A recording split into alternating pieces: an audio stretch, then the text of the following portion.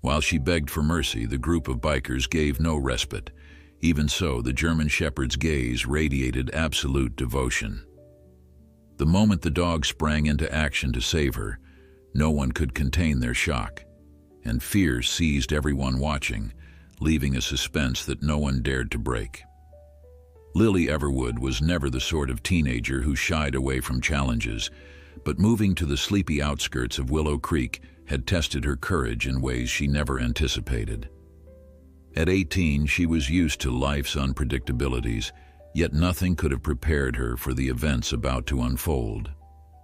Each evening, as the sun lowered over the rolling fields, she would walk along the dirt road near her family's modest farmhouse, accompanied by her German Shepherd, Kaiser.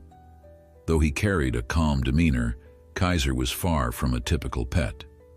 He had once been trained for high-level security operations, a fact Lily's late grandfather had never revealed until the dog arrived in a crate with cryptic instructions. Over time, Lily came to see glimpses of that specialized training in Kaiser's vigilant gaze and flawless obedience. She felt safe in his presence, even during the tense nights when faint rumors of trouble circulated around town. In Willow Creek, time seemed to trickle by at its own leisurely pace. The old gas station on the single dusty road served as both community hub and news center. Locals would gather around battered picnic tables, sipping lukewarm coffee and recounting rumors about rowdy motorcycle clubs spotted on the highways. Lily's parents shrugged off these stories, believing them to be exaggerated tales meant to spice up small-town living. They had their hands full with the orchard, trying to meet harvest deadlines and keep finances afloat. Yet Lily sensed an undercurrent of unease whenever the conversation drifted toward gangs and late-night joyrides. She didn't need her parents' warnings to be cautious. She had Kaiser. More than once he had growled unexpectedly at passing trucks, ears pricked as though he sensed a threat Lily couldn't see. On a sweltering Friday afternoon, Lily decided to head into the nearest town after her chores. She planned to pick up some textbooks for an upcoming school project and maybe grab a milkshake at the local diner. Kaiser trotted by her side, his gait strong and purposeful. With a backpack slung over her shoulder, Lily walked the 1.5 miles to the bus stop at the highway's edge.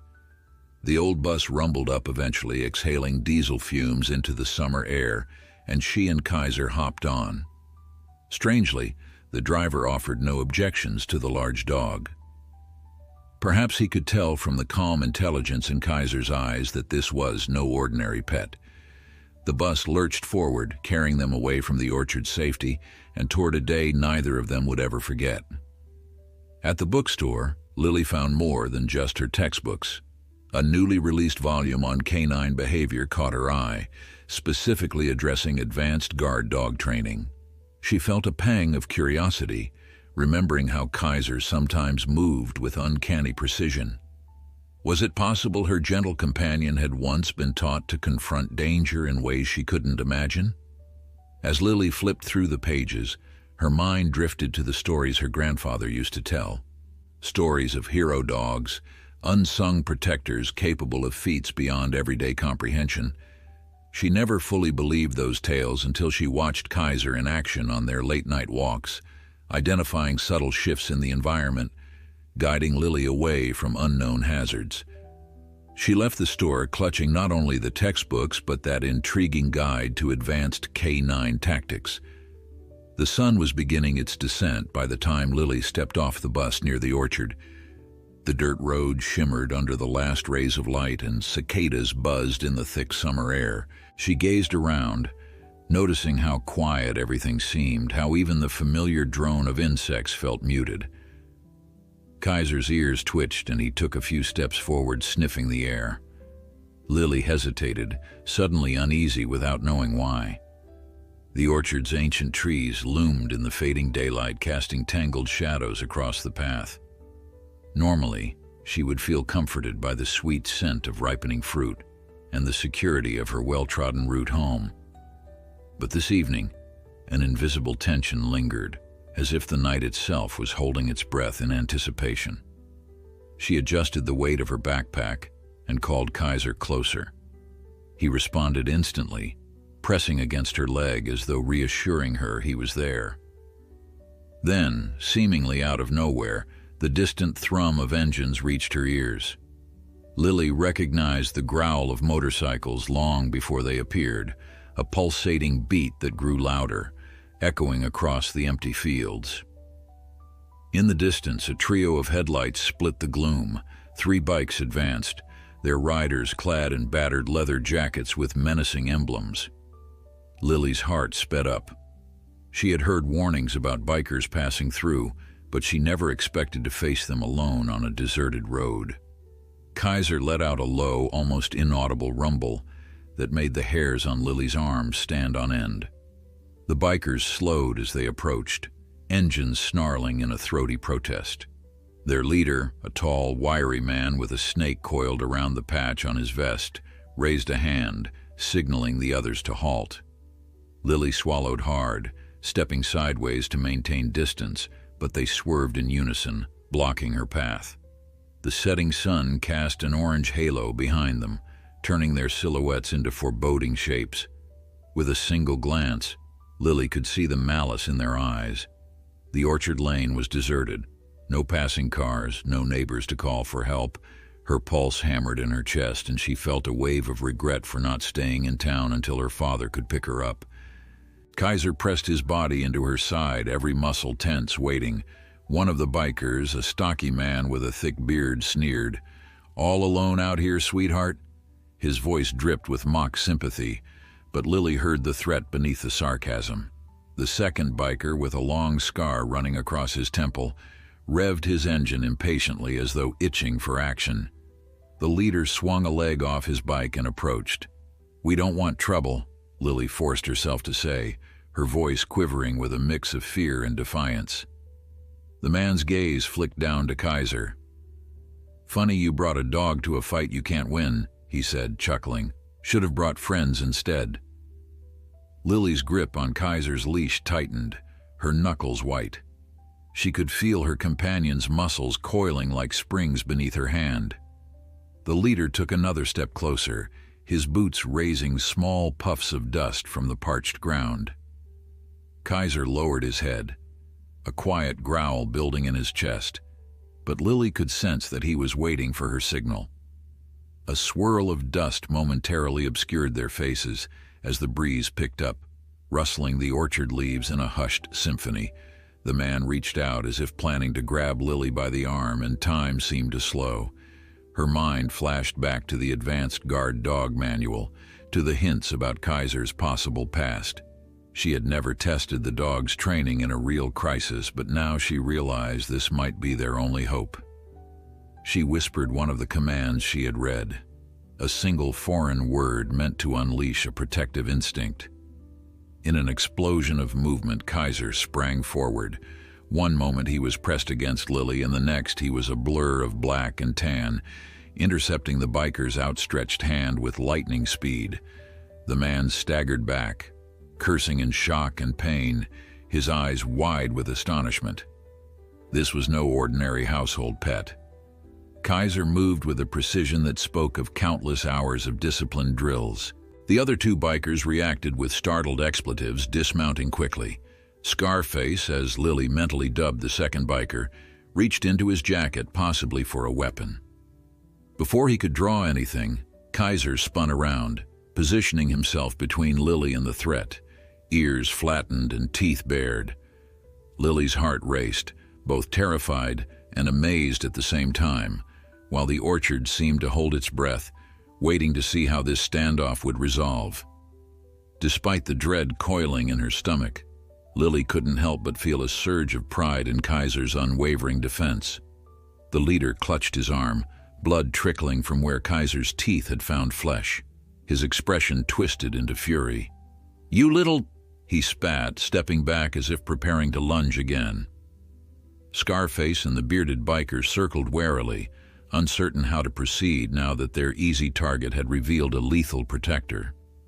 Lily could barely breathe, adrenaline coursing through her veins, but she stood her ground, mindful that Kaiser's advantage lay in controlling the engagement.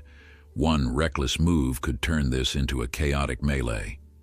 Across the dusky sky, a single crow cawed, its call echoing like a warning. Lily felt the tension ratchet higher, every nerve in her body on edge. In that charged instant, a question flickered in her mind. Had Kaiser's training prepared him for 3 adversaries at once?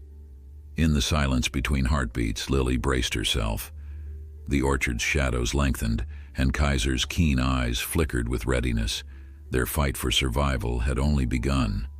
Kaiser held his ground, lips curled back in a silent snarl, while Lily's heart thudded so loudly that it nearly drowned out the pounding motorcycle engines.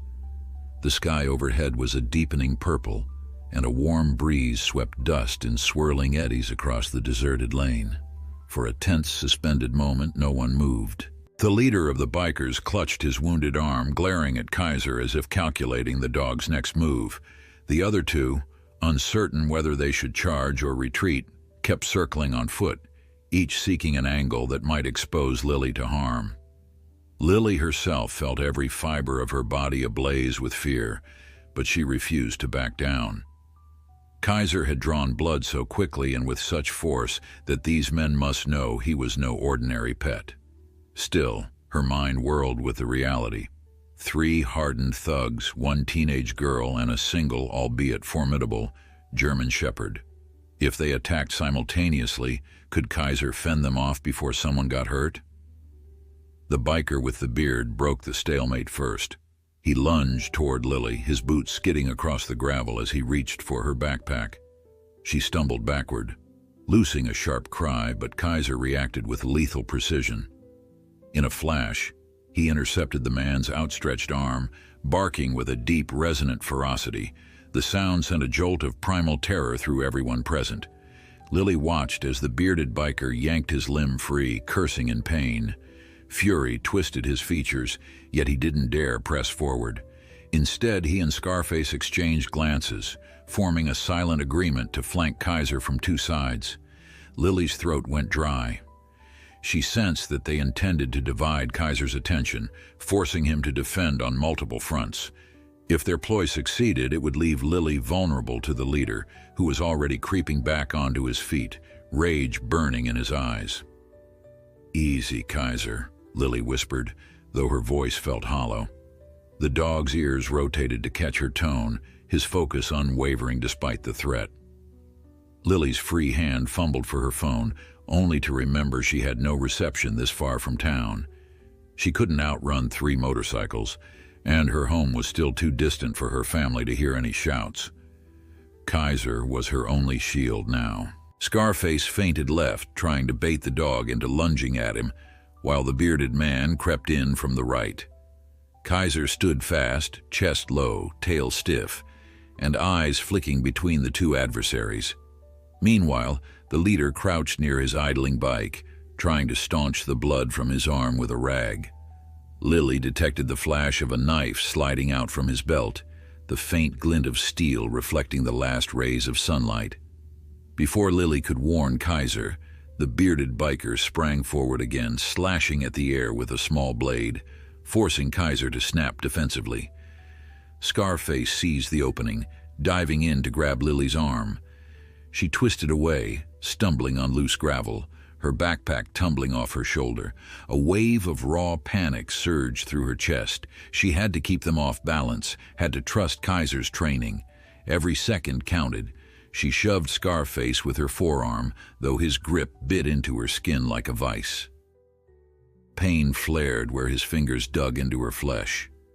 In that instant, Kaiser whipped around, jaws clamping down on Scarface's wrist so decisively that Lily felt the man's hold loosen. She tore free and stumbled backward, gasping for air. A strangled shout escaped Scarface's lips as Kaiser's teeth locked on. The bearded biker tried to intervene, but Kaiser spun around like a whirlwind, snapping at him too. Blood dripped on the dust, and Lily, trembling, realized that the situation was spiraling toward a brutal outcome. She had never wanted violence, yet these men gave her no choice. She glanced toward the orchard, hoping a farmhand or neighbor might spot them, but all she saw was the sea of shadows among the fruit trees. Now the leader stood upright, his shirt sleeve ripped, the blade in his left hand reflecting the twilight. He advanced with a newfound resolve, eyes cold and predatory. Lily clenched her fists, bracing for the worst. "Stupid girl," he growled. "Could have just cooperated. Now we'll teach you what happens to stubborn brats." Lily swallowed back a scream, struggling to keep her voice steady. "I don't have anything valuable. Leave us alone." The man sneered. "Oh, we'll take what we want, then we'll be on our way." He lunged, swinging the knife in a swift arc aimed at Kaiser's flank. Lily cried out, fear ravaging her insides. But Kaiser's reflexes proved formidable. He twisted at the last second, the blade whistling past his ribs, missing by inches. Before the leader could recover, Kaiser pounced, knocking him to the ground with a ferocity Lily had never witnessed. The man's knife clattered onto the road. Scarface and the bearded man now turned on Kaiser with renewed savagery. To Lily's horror, the dog was forced to release the leader to defend against the other two. She saw Kaiser's ears flatten as he faced them, panting, adrenaline fueling his every move. Scratches and shallow cuts peppered his fur, but he showed no sign of backing down. Each growl reverberated through the orchard lane like thunder. Lily's mind raced, frantically searching for an escape. If she could just get help, Kaiser might not have to fight alone.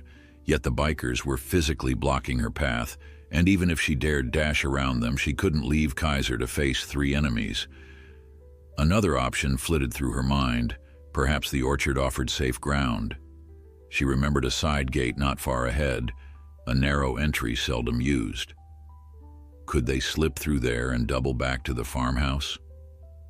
Summoning courage she didn't know she possessed, Lily shouted the foreign command a second time, this one intended to make Kaiser retreat and follow. His ears flicked in her direction, body quivering with tension. She repeated it, voice pitched high with urgency. The leader by now was back on his feet, picking up his blade with a shaking hand. "You think you can run?" he spat, voice thick with malice. "We have the bikes. We'll find you." Lily ignored him, heart slamming against her ribs as she locked eyes with Kaiser. She could practically feel the dog's conflicting instincts, the drive to protect her at all costs, versus the compulsion to obey a command he was expertly trained to recognize. Finally, Kaiser broke away, leaving the three men momentarily stunned. Lily sprinted for the orchard's edge, Kaiser at her heels. She heard a shout from behind, harsh curses and revving engines. The bikers must have realized her plan. The roar of motorcycles cut through the orchard's stillness as two of them leapt onto their seats, presumably to give chase. The third, presumably the leader, hopped on last, still cradling his injured arm, but burning with determined fury. Lily's legs pumped faster than she believed possible, carrying her over uneven ground past rows of gnarled fruit trees. The side gate, an old iron archway, came into view. It was slightly ajar, just enough to slip through if she angled her body carefully. Kaiser bounded ahead, his speed unhampered by pain or fatigue, as though a force far stronger than mere adrenaline drove him. She ducked beneath low-hanging branches, her cheeks stung by leaves and twigs, and felt the searing burn of her lungs as she gasped for air.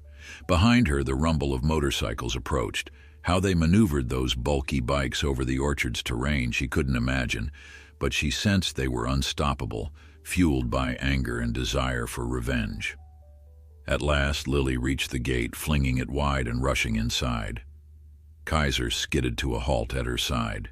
Together they slammed the gate shut just as the leader's bike skidded up, headlight bleaching the dark orchard in a white glare. Metal clashed with metal as he hurled the bike forward, but the rusted gate held. For how long, Lily had no idea. They needed to keep moving. "Come on, boy," she breathed, forcing her legs to keep going. They threaded between more trees, moving deeper into the orchard where the darkness grew thicker. The bikes, forced to navigate uneven ground and closely spaced tree trunks, slowed their pursuit, but Lily could still hear them revving in frustration. A few times she picked up on the men's raised voices, echoing among the foliage as they spread out to search. She wondered if the orchard's caretaker or any neighbor might see suspicious headlights weaving through the property. Yet it was already late, and the orchard was large. Even if someone noticed, it might be too late to intervene. Panting heavily, Lily stumbled upon a small clearing where her father sometimes stored orchard tools. The battered wooden shed there offered minimal shelter, but at least it had a lock on the door. She tested it frantically, unlocked. She and Kaiser slipped inside and she threw the latch, pressing her ear to the rough wooden boards. Her mind spun with possibilities. If the bikers discovered the shed, they could easily break down its flimsy walls. She scrambled for her phone, discovering that in her rush she'd lost it somewhere along the way, or perhaps it had fallen out when Scarface grabbed her. Either way, she was cut off. Kaiser paced quietly in the darkness, his sharp ears picking up every sound. Lily's eyes adjusted slowly, revealing shadows of old farming tools and half-empty crates. A rank smell of pesticides made her stomach clench. Outside, an engine backfired, voices cursing. She swallowed hard. Should she try yelling for help, or would that just guide them straight to her hiding place? She heard one of the men shout, "Spread out! She can't have gone far." Lily gripped Kaiser's collar to steady her trembling hands. Her mind returned to the advanced K9 manual, flipping through mental pages for a next step. Kaiser's training had saved them once, but how many times could he fend off a determined pack of criminals? For an instant, she regretted not pushing her father to install better security around the orchard. She wiped sweaty palms on her jeans and forced her thoughts back to the present. Maybe if she could wait them out, they'd give up and leave. Then a clamor erupted, closer than before, and Lily realized their search was intensifying. A faint glow cut through the gaps in the shed's planks. Headlights. One of the motorcycles idled near the clearing. Lily held her breath, listening to heavy footsteps circling the shed. Boards creaked under weight. She could almost picture the biker pressing an ear to the wall just as she did from the inside. Kaiser stood stock still, gaze locked on the door. Lily's pulse roared in her ears. Was it the leader or one of the others?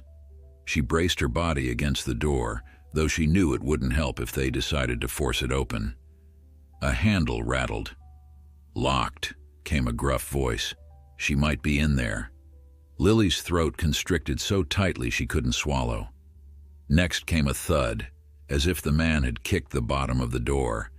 Kaiser let out a low, menacing growl, and Lily squeezed her eyes shut, terrified that sound alone would prompt the biker to break in. Another voice called from somewhere to the left. "Over here! I think I saw movement." The footsteps retreated abruptly, heading in the direction of the shout. Lily slumped against the wooden boards, relief flickering through her mind. They had a brief reprieve, but she doubted it would last. Eventually they'd return to check the shed more thoroughly. She had to act now or remain a trapped target. Carefully, Lily unlatched the door, propping it ajar just enough to peek out. The clearing was empty. The nearest headlight flickered among distant orchard rows. She inhaled a shaky breath, then eased herself into the night, Kaiser padding silently behind. The orchard extended for acres, offering more hidden paths if she could avoid direct confrontation. If they reached the farmhouse, her parents might have enough time to call the authorities. Yet the distance felt monumental. She signaled Kaiser to stay close, aware that the entire orchard had become a perilous maze. Somewhere within that darkness, 3 ruthless bikers hunted them. She thought she heard the distinct hum of an engine rev, then fade.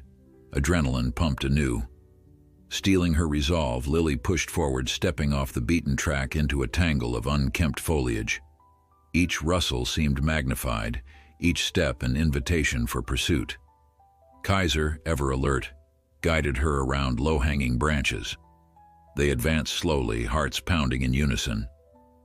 Little did Lily know that the danger lurking ahead was about to intensify, testing Kaiser's combat training and her own courage to their breaking point. Clutching a low branch for balance, Lily peered through the dense foliage. Her skin felt clammy beneath the thin sheen of sweat, and she could hear her own heartbeat throbbing in her ears. Kaiser pressed close to her side, his breath hot against her leg, yet controlled as ever. Although Lily had practiced short sprints with him around the orchard, she had never run in such terror. The orchard's narrow paths, usually comforting, now felt like corridors of peril. High above, the moonless sky offered little illumination, leaving them largely reliant on Kaiser's keen senses to guide the way. Her foot snagged on a root, causing her to stumble. Kaiser nudged her upright before she fell. Even in the thick gloom, his presence radiated a calm determination. A flash of headlights streaked across the next row of fruit trees, accompanied by the motorcycle's throaty roar. The beams cast shifting shadows that leapt across the ground like restless spirits. Lily crouched behind a cluster of gnarled trunks, silently urging her frantic pulse to slow. She strained her ears for voices. Faintly, someone cursed, and the headlight swept in another direction. They were close, too close. As quietly as she could, Lily continued forward, weaving among the orchard rows. Their only chance lay in reaching the farmhouse, where her parents might already be dialing for help, if they had the slightest inkling of her predicament. They advanced methodically. Kaiser took the lead, nose lowered, pivoting his head from side to side. Lily suspected he could detect the bikers' scents or hear their footfalls long before she did. The orchard, though large, wasn't infinite. If the bikers formed a perimeter with their motorcycles, she and Kaiser might become cornered. She swallowed that thought, forging on despite the quiver in her limbs. With each careful step, the scent of ripening fruit mingled with the bitter tang of her own fear. Overhead, the wind stirred leafy branches, creating fleeting patterns of darkness and motion. Suddenly, Kaiser froze. His body tensed, ears angled sharply. Lily instinctively halted, pressing herself to a broad tree trunk.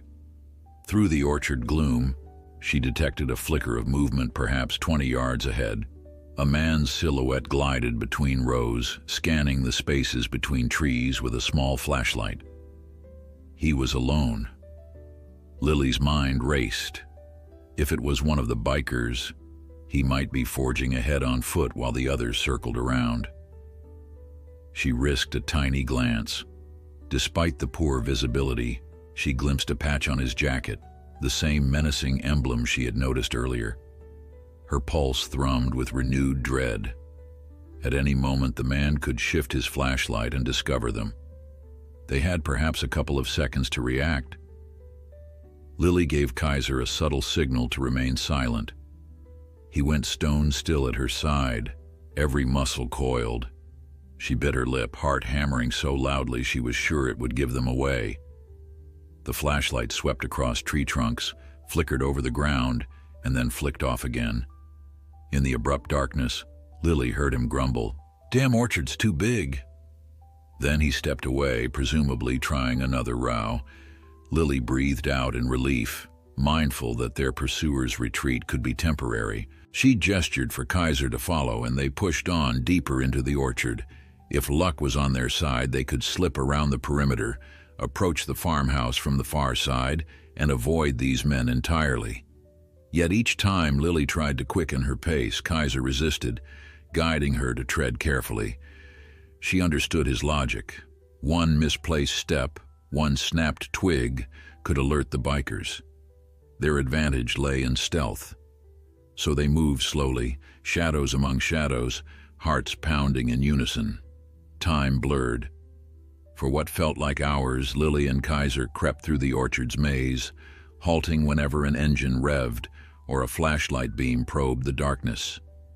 She began to notice small landmarks.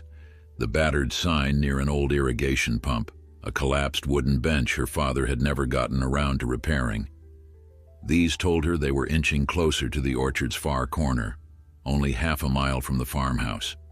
Exhaustion gripped her muscles and every nerve felt raw. But Lily had no choice except to press on. In the back of her mind, a sharp ache of worry grew for Kaiser. She touched his side whenever possible, reassured by the steady tension of his body. He was focused, unwavering, every inch the protector her grandfather's letter had predicted. At last, the orchard's boundary fence came into view. It was a tall, chain-link structure designed to keep out wandering livestock from neighboring properties, but Lily knew a small gap near the bottom where it met uneven ground. If they could reach that gap undetected, the farmhouse fields lay just beyond. She exhaled with renewed hope, scanning for any sign of watchers. The orchard behind them appeared quiet, though that might simply mean the bikers had changed tactics. She sank to one knee and felt along the fence line. Yes, the same ragged hole was there, obscured by climbing weeds. Kaiser whined softly, and Lily ruffled his ears. "You first," she breathed, tugging aside the foliage to allow him to crawl through. He wiggled through in seconds, turning back to ensure she followed. She flattened herself on the ground and wriggled through the opening. Dirt clung to her palms and stained her clothes. On the other side, they found themselves in a wide pasture bathed in faint starlight. At a distance, Lily could see the dark outline of her family's barn, and beyond that, the dim glow of the porch light near the farmhouse. Relief flooded her chest. If she could just cover that stretch of open field, she'd be safe. A phone call to the local sheriff might bring immediate backup. Yet caution still pressed upon her. The bikers weren't likely to abandon their hunt just because she'd slipped past one fence. As if echoing her thoughts, a far-off motorcycle revved, the sound prickling down her spine. Deciding speed mattered more now. Lily broke into a run, Kaiser matching her pace. Night air whipped past her cheeks as she sprinted across the pasture, each footstep loud in the hush. She glanced over her shoulder but saw no headlights. The orchard, however, loomed behind them, a dark silhouette harboring unseen threats. Her chest burned, lungs craving oxygen, and her exhausted legs ached, but the farmhouse lights beckoned. Kaiser seemed to sense they were close to safety, though he cast frequent glances behind them. At last, they vaulted a low stone wall marking the barn's perimeter. Only 50 yards stood between them and home. In a sudden burst of motion, a set of headlights angled out from the opposite side of the property, hooking around like a predator lying in wait. Lily's heart lurched into her throat. She recognized the battered silhouette of one of the motorcycles, with the bearded biker astride it. He must have circled the orchard entirely and reached the barn's far entrance, anticipating her escape route. If so, the others might not be far behind. Lily skidded to a halt, scanning for cover. The barn with its massive wooden doors stood near. She and Kaiser dashed for it. Inside, there might be a better place to barricade themselves, or at least a phone if any of her father's workers were still around. The bearded man gunned his engine, surging forward as though to cut them off. With every nerve on edge, Lily flung open the barn's side door. Kaiser slipped in first, and she slammed it shut behind her, shooting the bolt across. The interior was dimly lit by a single bulb hanging from the rafters. Rows of stacked hay bales formed a partial maze, and the smell of livestock feed mixed with the pungent aroma of aged timber. No one seemed to be around. Lily's eyes darted to the corner where her father's small office was, hoping for a landline phone, but from this angle she could see only the battered wooden door, locked as always when he wasn't present. She couldn't waste time searching for keys. A thunderous roar rattled the barn walls. The motorcycle idled just outside. Lily stepped deeper into the barn, forcing herself not to panic. The side door was bolted, but the main doors at the front were old and not very secure. If the biker realized the side entrance was locked, he might circle around to the main doors. She spotted an old pitchfork leaning against a stable partition. It wasn't much, but it was better than nothing. She snatched it up, adrenaline spiking. Meanwhile, Kaiser roamed the barn's interior, scanning for vantage points. The harsh stench of fear mingled with hay and rust. Lily's arms trembled as she clutched the pitchfork, wishing with all her being that her parents or any orchard hand might come to her rescue. The motorcycle's engine cut off. Lily strained her hearing. Footsteps circled the barn, accompanied by curses that carried through the walls. A heavy thud against the main doors signaled the bikers' attempts to force them. She heard him bark out orders. "Hey, over here! I think she's in the barn!" That meant more were arriving. Lily's mind buzzed with desperate energy. Kaiser fixed his gaze on her, waiting for the slightest cue. He seemed ready to defend until the last breath, but Lily prayed it wouldn't come to that. Maybe she could hold them off, give Kaiser a window to slip outside and fetch help. But the orchard at night was no place for him to wander alone, not with these criminals lurking. She swallowed hard, fighting back the sense of helplessness. A moment later, the main doors shuttered. Wood creaked, scraping across the barn floor. Lily's grip on the pitchfork tightened. Then the bearded biker forced his way through a gap, his stocky frame silhouetted by the faint glow outside. She caught a glimpse of his angry expression, the line of dried blood on his forearm from Kaiser's earlier bite. "You're making this harder than it needs to be," he hissed, stepping inside. Even in the barn's meager light, Lily could see the malice in his eyes. "Come out, or I'll burn this place to the ground." The threat was all too real. She had seen the flick of a lighter in his hand, an ominous suggestion of what he might do if cornered. Lily swallowed, her mouth bone dry. Kaiser stood behind a tall stack of hay bales, motionless except for the tension in his stance. She could tell he was gauging the intruder's position, waiting for an optimal moment to strike. Lily crouched low, inching to a new spot that gave her a better angle. If she could distract the biker, Kaiser might handle the rest. Outside, she heard the rumble of another bike approaching, meaning soon she'd be outnumbered within these walls. She had mere seconds to act. Pressing her back against the stable partition, she whispered a faint command that she'd practiced only once, an instruction that told Kaiser to circle and flank an opponent. The bearded biker advanced, stepping over discarded ropes and crates. He kicked at an upturned bucket, sending it clattering across the floor. The echoes reverberated like gunshots in the cramped space. "Think you can hide from me?" he called, voice dripping with mock confidence. "Your tough dog won't save you this time. My friends are right outside." Lily's heart pounded. She willed herself to remain steady, to harness the fear rather than let it paralyze her. The pitchfork felt unwieldy in her grip, but it was all she had.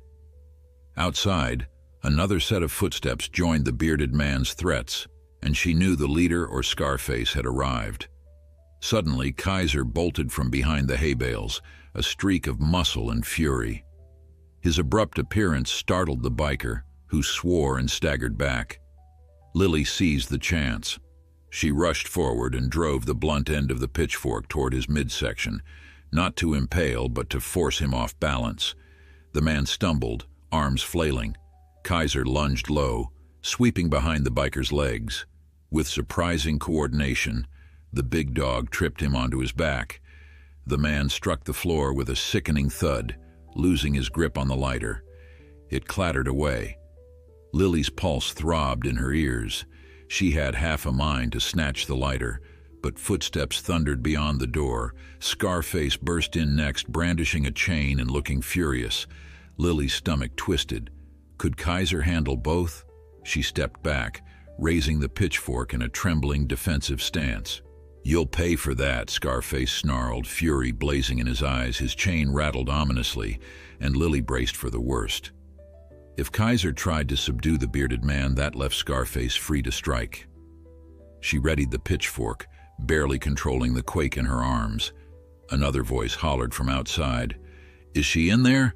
Hurry up!" Lily recognized the leader's tone. They were converging on the barn.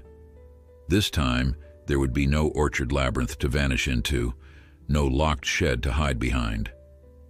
The stakes had never been higher, and Lily realized with cold certainty that all the advanced canine training in the world wouldn't guarantee they could fend off 3 desperate men. Yet Kaiser refused to back down. He stood protectively in front of Lily, a living barrier of muscle, cunning, and devotion. The bearded man, still sprawled, tried to regain his footing. Scarface swung the chain in a menacing arc, and Lily glimpsed Kaiser's intense focus shifting from one opponent to the other. She whispered, "We can do this, Kaiser." Though fear flickered in her voice, the chain whistled through the air, threatening to strike Kaiser across the back. The big dog darted aside, but the metal grazed his flank, drawing a yelp and a wave of panic in Lily's chest. Rage flared in her veins at the sight of her protector being hurt. She aimed the pitchfork at Scarface, hoping to interrupt his next swing. Whether by luck or adrenaline, she managed to hook the pitchfork's prongs onto the chain, tangling it momentarily. Kaiser seized that opening, lunging at Scarface's upper arm. Scarface howled, dropping the chain, and reeled backward with Kaiser latched on. The bearded man, half risen, looked poised to strike from behind, but Lily pivoted with the pitchfork, forcing him to hesitate. For a heart-stopping second, a standoff emerged. Lily cornered near the door, pitchfork at the ready, Kaiser keeping Scarface pinned, and the bearded biker searching for a chance to land a blow. Outside, the leader's voice grew louder. Any second, he would burst into the barn and tip the balance in their favor. Lily felt her soul cry out, praying for a miracle. The dusty air thickened with tension, and Kaiser's snarls echoed off the rafters, fueling Lily's courage even as hope waned. In the barn's musty air, time seemed to wobble, expanding seconds into endless moments. Lily's lungs burned with every breath as she struggled to keep the pitchfork between herself and the bearded biker. Her eyes flicked toward Kaiser, who still had Scarface pinned beneath his powerful frame. Yet the chain-wielding man refused to stop fighting, wrenching his body to dislodge the dog's bite. Each movement drew fresh snarls from Kaiser, whose jaws remained clamped in a desperate attempt to immobilize his enemy. Lily's entire being vibrated with anxiety. Only a rickety barn door separated them from the gang's leader, who was surely about to join the fray. Her father's old tractor sat at the rear of the barn, partially hidden by stacked crates. For a wild heartbeat, Lily imagined driving it clean through the barn doors to scare the bikers away. But the keys were likely in her father's house, and she had neither the time nor the skill to pull off such a stunt. Over Scarface's cursing, she heard footsteps racing through the dusty yard. The barn door slammed fully open, revealing the silhouette of the leader, still gripping his knife. He spotted the chaos. A battered Scarface pinned by Kaiser, the bearded man brandishing his fists at Lily, and sprinted forward, all pretense of caution gone. "You pathetic idiots," the leader barked, voice throaty with fury. "I have to do everything myself." He charged straight at Lily, knife gleaming under the single overhead bulb. The bearded biker lunged too, attempting to grab the pitchfork. Lily had no time to think. She jabbed in the leader's direction, forcing him to sidestep, but her thrust left her guard down on her right. Seizing the opportunity, the bearded man knocked the pitchfork from her hands. It clattered across the barn floor, spinning out of reach. Lily stumbled, terror launching her pulse into overdrive. She tried to backpedal, only to find the leader right behind her, knife raised. "Don't you dare touch her!" The unexpected voice, deep, furious, boomed from the barn's threshold. Lily twisted around to see a tall figure rushing in, her father, Everwood held a heavy wooden club, more of a makeshift baton than any standard weapon. Relief and shock surged through Lily in equal measure. She hadn't imagined he'd hear the commotion from the house in time. With a roaring determination Lily had never witnessed, her father swung the club at the bearded man. It struck the biker's shoulder with a dull thud, eliciting a bellow of pain. Lily scrambled away from the immediate scuffle, breath hitching in her chest.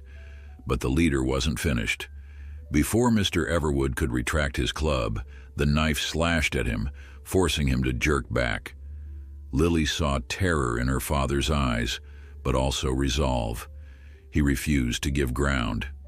The bearded man, grimacing, tried to tackle her father from the side.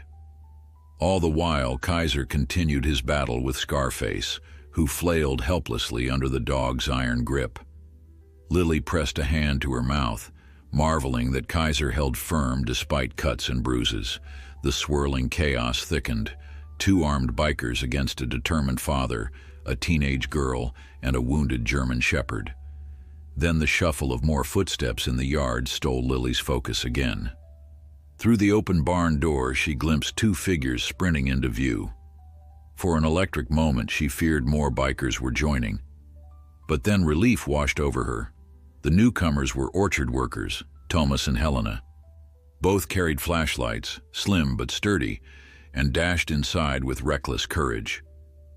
Tomas, a lean man in his 40s, knocked the leader's blade aside with his flashlight, forcing the man to back up.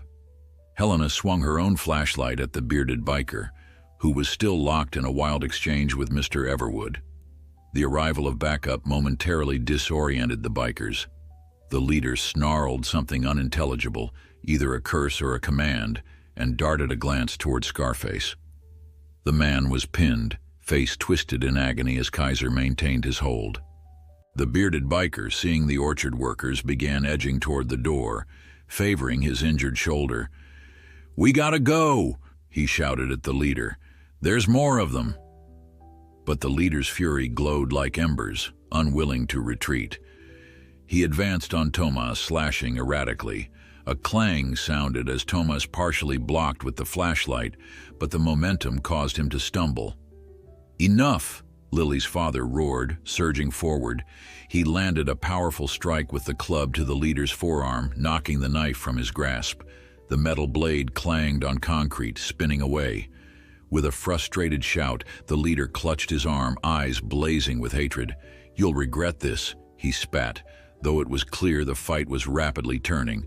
Tomas, regaining his balance, lunged in to seize the leader, attempting to wrestle him down. The bearded biker, however, grabbed at his fallen knife, desperation driving him. He forced Mr. Everwood back with a sweeping motion, nearly slicing the older man's wrist. In the corner, Scarface finally found a moment to elbow Kaiser's flank. The dog yelped but refused to let go, his jaw like a vice. Lily realized Scarface might cause lasting harm to Kaiser if he managed to land a direct hit.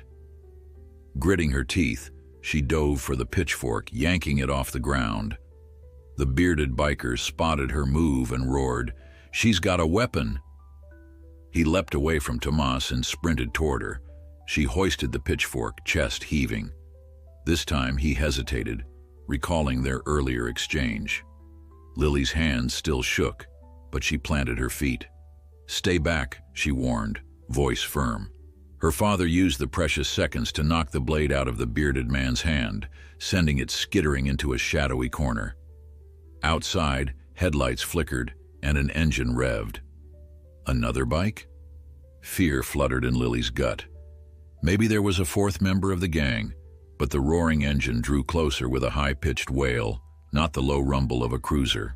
Then came the telltale flash of red and blue lights dancing across the barn walls.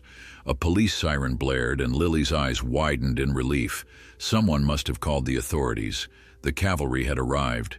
The leader, pivoting toward the barn door, realized instantly that escape was slipping away.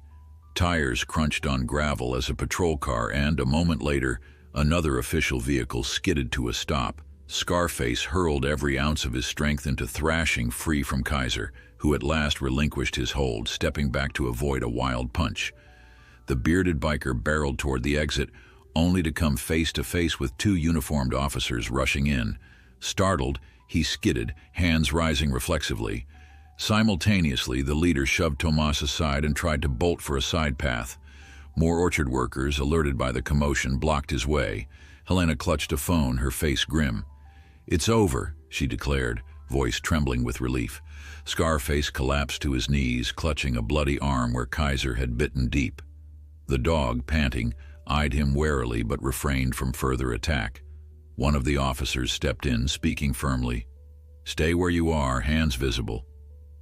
She moved to cuff Scarface while her partner kept the leader and the bearded man at gunpoint. A swirl of activity followed. The orchard workers helped Mr. Everwood limp to a bale of hay, checking his minor cuts. Lily dropped the pitchfork, tears threatening as she rushed to Kaiser. He stood, sides heaving, with a shallow gash along his flank. "You're okay," she murmured, pressing her face to the dog's warm fur, ignoring the sweat and grime. Kaiser nudged her gently with his nose, as if to confirm they had survived. Around them, the barn reverberated with muffled curses from the bikers, and the officers clipped instructions. For what felt like an eternity, Lily knelt there, trembling from residual fear and adrenaline, overwhelmed by gratitude that her father and the orchard hands had shown up in time. Kaiser's unwavering courage, too, left her stunned. He had faced down armed criminals without hesitation. Her loyal companion. Finally, she heard her father's voice behind her, tinged with concern. "Sweetheart, are you hurt?" Lily rose unsteadily, turning to see him, club still in hand, his brow creased with worry. He looked exhausted, fear warring with relief in his eyes. She shook her head, stifling a sob. "I'm fine. Kaiser. He's hurt, but I don't think it's too bad." Mr. Everwood gently hugged her, cradling the back of her head as if she might disappear if he let go. "Thank God," he murmured, sounding breathless. "I heard you yell from the house. By the time I got here, the orchard crew was already sprinting over." One of the officers approached, scanning the scene with professional calm. She nodded toward Lily. "We'll need your statement, miss. And that dog should be checked by a vet. Looks like he's got some cuts."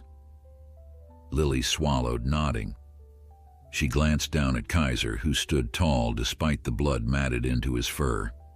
As though sensing her concern, he gave a small wag of his tail, just enough to tell her that he was still there for her.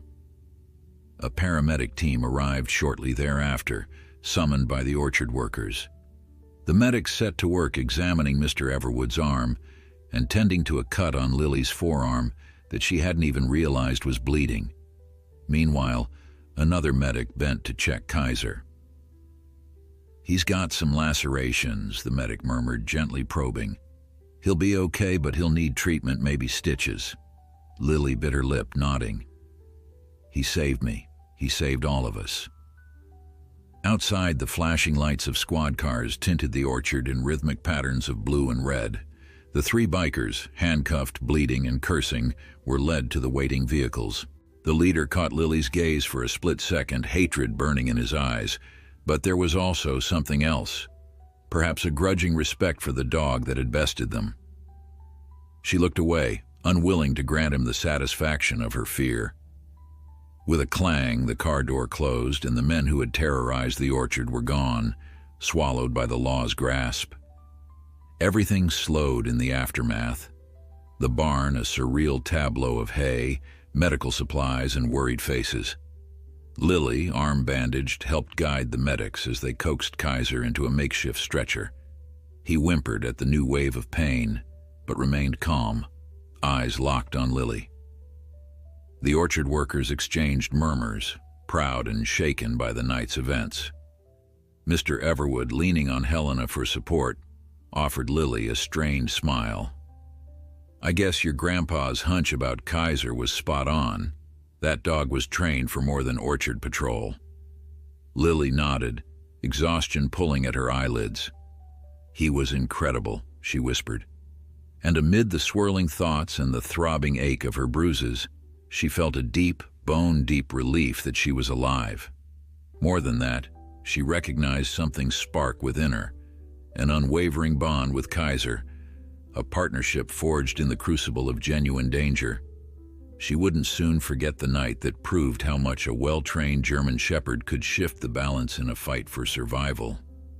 Before the paramedics placed Kaiser onto a vehicle for a trip to the veterinary emergency clinic, Lily stroked his fur, leaning in close to whisper, Thank you, boy. Thank you for fighting for me." His amber eyes glimmered under the dim barn light, reflecting a faith in her that no threat could ever diminish. Lily realized that the confrontation was only the first chapter of a deeper story, one that would reshape both her future and his. Lily awoke the next morning to a dull ache in her shoulders and a bandage wrapped tightly around her forearm. Sunlight filtered through the thin curtains, illuminating the small, cozy confines of her bedroom. She blinked, memories of the ambush still flickering behind her eyelids. The orchard, the barn, the bikers, and Kaiser's fierce protectiveness. It felt like a vivid nightmare, yet the bruises on her body confirmed it was all too real.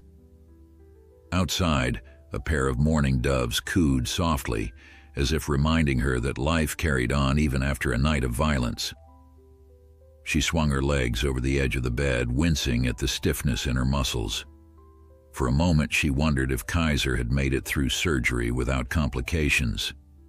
Her father had insisted on transporting the dog to the veterinary hospital immediately, and Lily had been forced to stay behind for her own medical check. The last she'd heard, Kaiser would be kept overnight for observation. Though the paramedics had deemed his injuries non-life-threatening, Lily couldn't quell the knot of worry in her chest. Downstairs, she found her parents in the kitchen, sipping coffee in tense silence. Mr. Everwood's arm was bandaged near the wrist, and dark circles shadowed both his and Mrs. Everwood's eyes.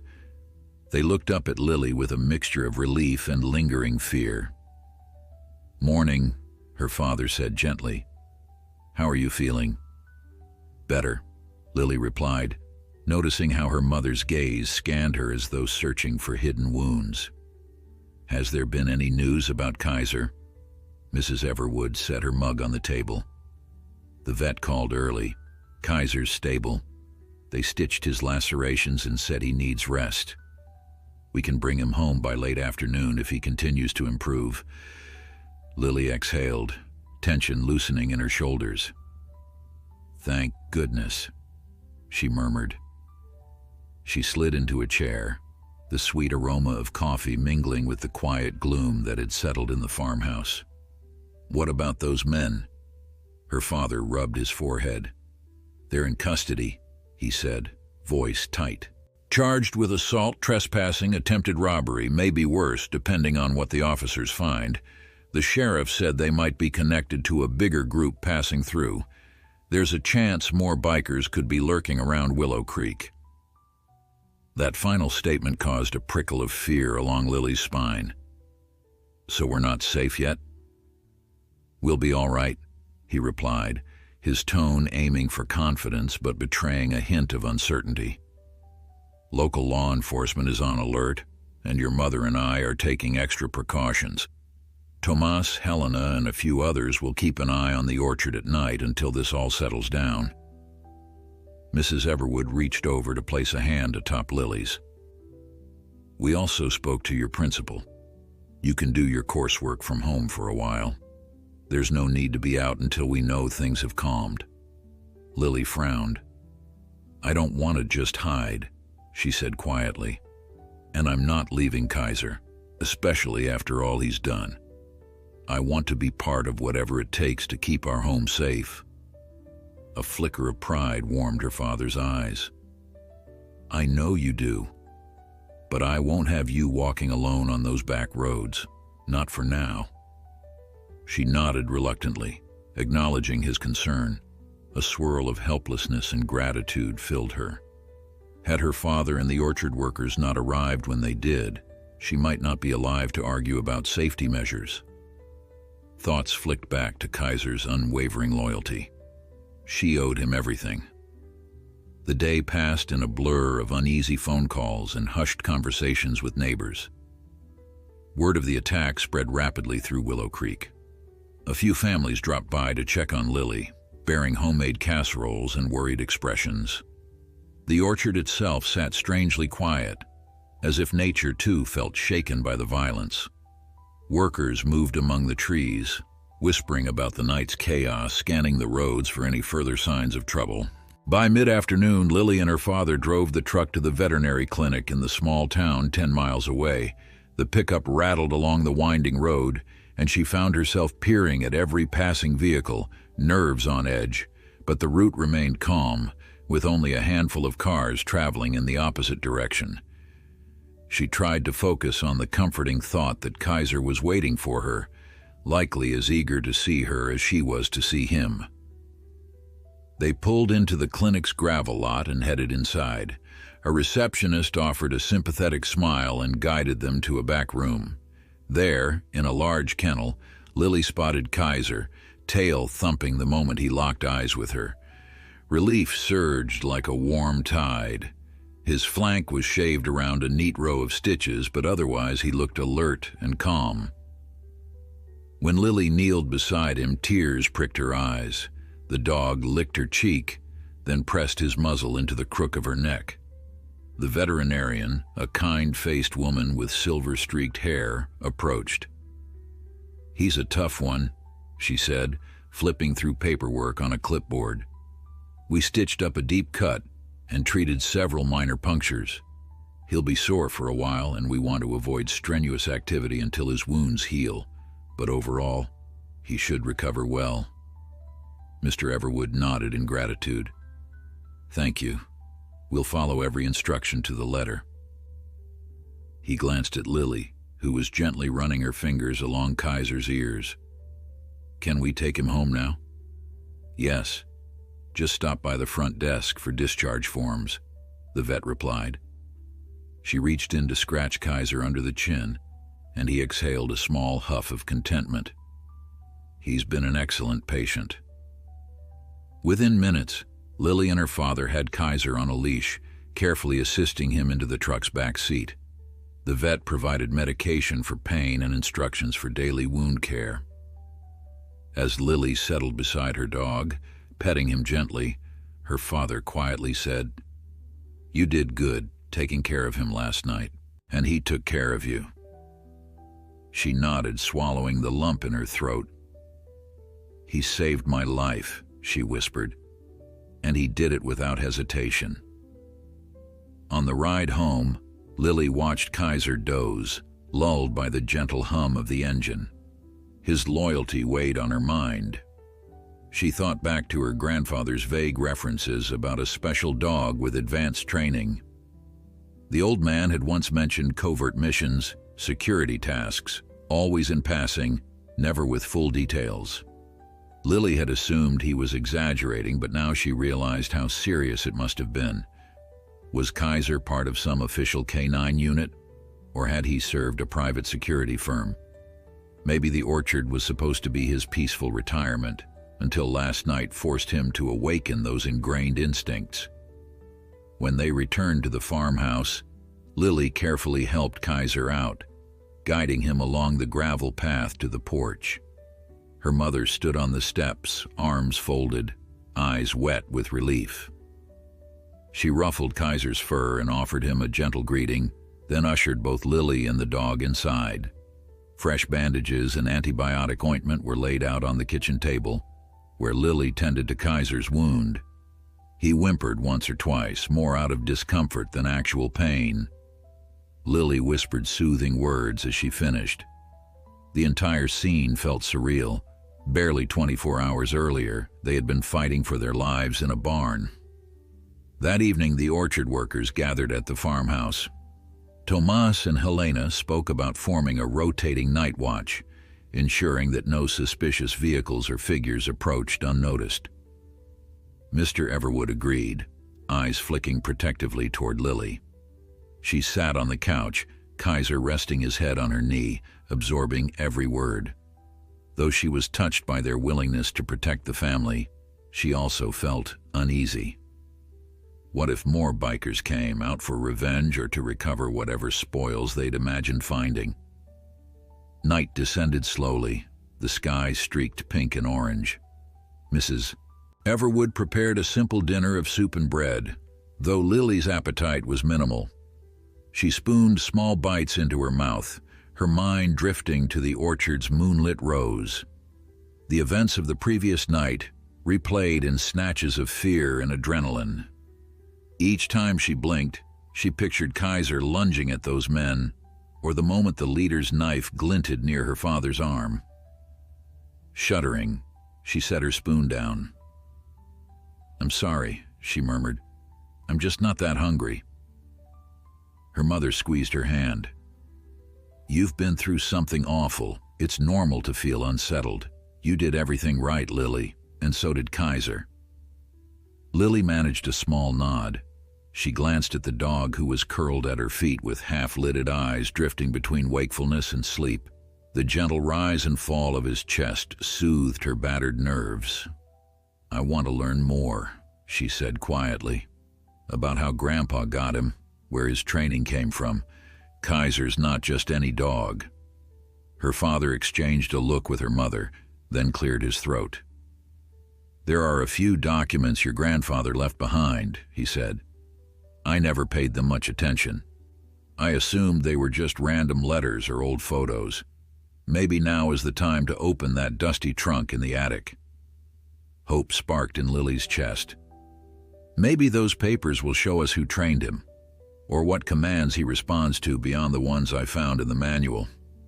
"That manual," her mother noted, sipping her tea. "The police said it might have saved your life, giving you the right words for Kaiser to respond to." Lily wrapped her arms around herself. "I only tried them because I was desperate. He understood me instantly. It's like we have this secret connection." Her father nodded, voice hushed. "You two share a bond now that few will understand. I'm proud of you both." A gentle hush settled over the farmhouse. The orchard workers headed home, promising to return before dusk for their watch shift. Her parents retired early, exhausted from the turmoil. Lily, too on edge to sleep, carried an old lantern up the creaking stairs to the attic. Kaiser followed as best he could, wincing slightly on each step. She almost wanted to send him back to rest, but she sensed he wouldn't leave her side. A dusty trunk lay beneath an angled window, and Lily pried the lid open with nervous anticipation. Inside, she found yellowed envelopes, official-looking documents in a language she didn't recognize, and a few Polaroid snapshots. One photograph depicted a young man in uniform, someone Lily had never seen before, holding what appeared to be a German shepherd puppy. She traced her fingers over the image, heart thumping. Could that puppy be Kaiser, or one of his ancestors? Beneath the photograph lay a letter from her grandfather, partially torn, referencing advanced canine work overseas. Another page bore a strange, curt set of instructions, lines of text in multiple languages, including the commands Lily had used in the barn. Thunder rumbled in the distance, though the sky had been clear when she came upstairs. Lily felt a chill that had little to do with the weather. This was bigger than she'd ever realized. Her family had known bits and pieces, but no one had fully delved into Kaiser's past. Yet the dog had proven his mettle, risking his life to protect hers. She gently stroked his head, grateful that his eyes still shone with that unwavering, devoted light. They were partners now, and if her grandfather's hidden legacy could help them guard the orchard from further danger, she would uncover every last clue. With renewed determination, Lily resolved to piece together Kaiser's history, gleaning every scrap of knowledge about his specialized training. Perhaps it would empower them both, offering a deeper sense of security against any threat that might loom on the horizon. She sighed, closing the trunk and placing the documents into a small box. Below, she heard the soft creaking of the farmhouse settling for the night. Above, the attic window revealed a faint flicker of lightning. There was a storm brewing, somewhere out there, perhaps in the distance, and Lily knew the orchard's troubles might not be over, but at least she and Kaiser had each other, and that was a powerful place to start. Lily spent the next morning in the farmhouse attic, sorting through the trunk's hidden documents. Old photographs depicted stern-faced trainers in military uniforms, their German shepherds lined up in disciplined rows. Though the language in many files was unfamiliar, She recognized the recurring name, Kaiser, scrawled in neat script alongside dates going back 6 or 7 years. There were references to a remote training facility. Phrases like controlled aggression protocols and high-level perimeter defense. Each discovery sent a thrill of excitement and apprehension through Lily. If Kaiser had been part of some elite program, it explained his decisive moves against the bikers. As she sifted deeper, she realized her grandfather must have known all along, yet chosen to keep these details a secret until Lily grew old enough to understand. Downstairs, while Lily pored over those cryptic files, her parents quietly debated the orchard's growing security concerns. They had already enlisted the orchard workers to maintain nighttime patrols, but Mr. Everwood wanted to take further action. He contacted the local sheriff's office again, requesting more frequent drives past their property.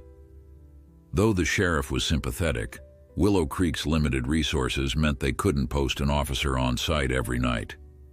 Frustration rippled across Mrs. Everwood's face. She still woke up at odd hours, haunted by the memory of Lily's panicked scream from the barn. Nonetheless, the family agreed that any additional vigilance could deter would-be intruders.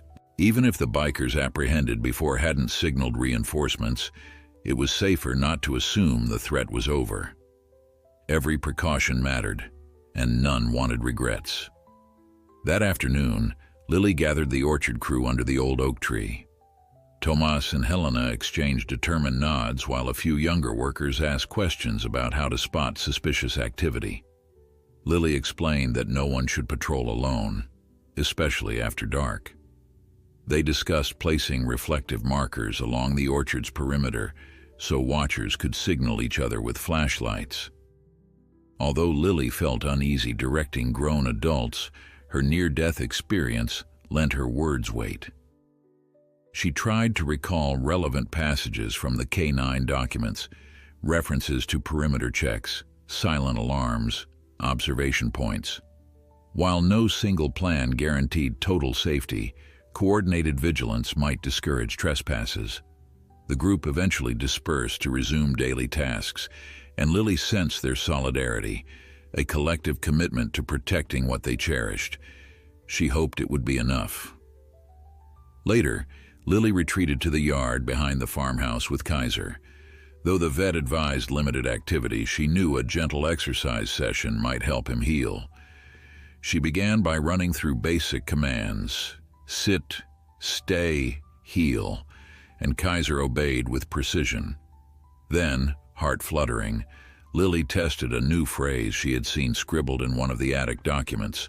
Kaiser's ears pricked, and he dropped low, scanning the perimeter. He appeared to interpret the cue as an alert stance, ready to identify threats. Lily praised him softly and rewarded him with a pat. There was no question. Her dog retained advanced capabilities, honed by a past she only half understood. Whatever lay ahead, Lily wanted to ensure she and Kaiser faced it together. She whispered, "Good boy," feeling an unbreakable bond. That night, Lily joined the orchard's first official watch rotation. She stood near the gravel driveway with Helena while Tomas circled the property on foot. The moon was half hidden by drifting clouds, painting the orchard in shifting silver. Every rustle of leaves made Lily's pulse jump, though Kaiser's calm presence reassured her. Armed with a flashlight and the knowledge gleaned from the attic trunk, Lily reviewed the invisible boundaries in her mind. She wondered if additional signage or fencing might help deter trespassers. Yet the memory of rumbling motorcycles still gnawed at her nerves. As the hours crept by without incident, Lily found herself both relieved and uneasy. Even in the quiet, tension crackled like static in the air. Helena occasionally spoke, but Lily's attention never strayed from every shadow. The orchard felt haunted by echoes of that terrible night. Near midnight, Lily's father arrived to relieve them. His presence, though reassuring, hinted at the deeper worry etched into every adult's face. None of them had expected Willow Creek's pastoral calm to crumble so violently. Lily briefed him on their uneventful watch, then followed Kaiser inside. Exhaustion tugged at her eyelids, yet her mind couldn't stop rehashing the orchard's vulnerable spots. She recalled mention of tripwire systems in her grandfather's notes, simple devices that could alert people without revealing their location. Maybe she could adapt that idea along the orchard fence. As she settled into bed, Kaiser curled at her feet, still vigilant. Outside, the wind rustled the fruit trees, weaving an uneasy lullaby that carried her into restless dreams. She drifted off, recalling Kaiser's fierce defense, balancing gratitude with fear. In the early dawn, Lily woke to muffled voices downstairs. She found her parents speaking with Deputy Harris, a middle-aged officer assigned to watch the orchard's developments. He confirmed that the detained bikers remained uncooperative, refusing to divulge whether more of their group lingered nearby. Nonetheless, the sheriff's office had circulated warnings to surrounding counties, hoping to intercept any suspicious gatherings. Standing in the living room's soft morning light, Lily noticed Deputy Harris's sympathetic gaze settle on Kaiser, who lay quietly by her feet. "He's quite a dog," the deputy remarked. Lily nodded. "He saved my life." As Harris turned to leave, he advised them to remain cautious. Danger might lurk beyond Willow Creek's peaceful facade, hidden but not forgotten. His warning brought a chill, reminding them shadows lingered. Determined to reclaim some sense of normalcy, Lily spent the following day on her usual chores. She helped her mother can peaches in the farmhouse kitchen, the sweet aroma competing with the tension in the air. In the afternoon, she pruned a patch of tomato plants in the garden while Kaiser rested on the porch. He watched her every move with a gaze, as if sensing her desire to restore balance. Whenever she felt a surge of anxiety, Lily looked into his steady eyes and felt resolve. The orchard's routine carried on, fruit ripened, workers bustled. Yet Lily remained vigilant. She refused to let the orchard's heartbeat slow because fear lurked in unseen corners. Each jar sealed, each plant trimmed, a triumph. Lily clung to hope one day peace would return. Kaiser. Shortly before dusk, Deputy Harris returned, accompanied by a silent partner who parked an unmarked car near the orchard's entrance. They planned to observe traffic on the highway, hoping to spot any motorcycles resembling the captured gang's style. Lily found it unsettling yet necessary, her chest tightening whenever headlights flickered along the distant road. As night fell, Kaiser stayed close, occasionally lifting his head at a distant rumble. A few times Lily thought she heard the faint echo of engines, but the orchard remained still. Deputy Harris, scanning the horizon with binoculars, reported nothing unusual. Still, Lily's heart refused to settle. Something in the air felt charged, as though the orchard braced itself for another confrontation that might erupt at any moment. Breaths held tension, warning peace hung by thread. Lily forced herself to lie down that evening, though sleep proved elusive. She replayed the orchard's hush, Kaiser's watchful gaze, and the sense that unseen eyes might be sizing them up from the darkness. Tomorrow, she vowed, she would investigate the old tripwire concept in earnest. She pictured lines of barely visible cords stretched across strategic points, rigged to ring bells or switch on lights. If the orchard had become a magnet for danger, she intended to ensure any future intruder received an immediate wake-up call. By midnight, the quiet watch ended without incident. Yet Lily's gut told her the real storm was still gathering. She fell into a restless doze, unaware that the next dawn would bring startling revelations and a threat far bolder than before. Outside, an owl cried. The morning sky over Willow Creek was a grim palette of gray clouds when Lily stepped outside, an uneasy sensation in her chest. Kaiser trotted alongside her, his posture alert as he scanned the horizon. Though the night had passed without incident, the subdued atmosphere hinted at something brewing. Lily noted the hushed chatter among the orchard workers as they gathered near the tool shed. Tomas and Helena, usually quick to offer a cheerful greeting, instead wore tense expressions. "What's going on?" Lily asked softly, resting a hand on Kaiser's shoulder.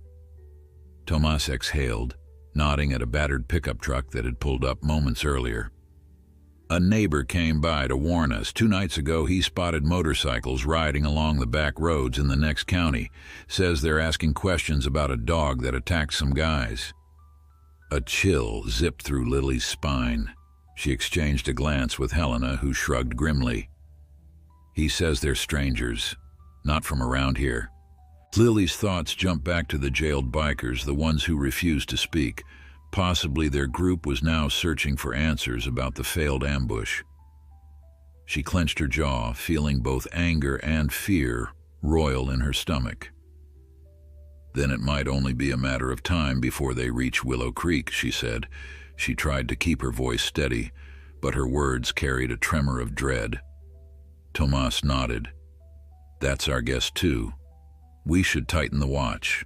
Let your father know." Indeed, Mr. Everwood stepped out of the farmhouse at that moment, fiddling with his truck keys. He wore the drawn look of someone who hadn't slept well. Before Lily could speak, he gestured for her to follow him around the side of the house, away from the cluster of workers. Kaiser padded behind. Her father's expression was somber. "I heard," he said quietly, as though reading her mind. "Tomas told me about the neighbor's warning. Deputy Harris already left for the station. He'll inform the sheriff." Lily folded her arms, anxiety tugging at her. "Dad, we can't just wait around. If more bikers show up..." He cut her off gently. "I know, but there's only so much we can do without turning this orchard into a fortress. We have the workers on guard and the deputies are aware. We just have to stay alert." Her emotions swirled. Part of her wanted to hide inside the farmhouse forever, but a fiercer part insisted they must do more. She thought of the attic documents, how they might hold clues to security tactics. "What if Kaiser and I..." she began, but her father shook his head, placing a firm hand on her shoulder. "You're not patrolling alone, Lily. Don't get any ideas about taking on more bikers by yourself." Hot frustration pricked at her eyes. She wasn't trying to be reckless. She simply felt responsibility, both for Kaiser, whose background suggested that he was meant for tasks like these, and for the orchard, the place she had always called home. "All right," she managed, knowing she couldn't argue with her father's protective stance, "but at least let me set up a few tripwires near the fence line. I found instructions in Grandpa's notes, nothing too fancy, just cords that jingle a bell if someone crosses at night." Mr. Everwood hesitated before eventually nodding. "Fine, if it's simple and won't inconvenience the workers too much, go ahead. We could use any early warning we can get." Relieved, Lily gave him a faint smile.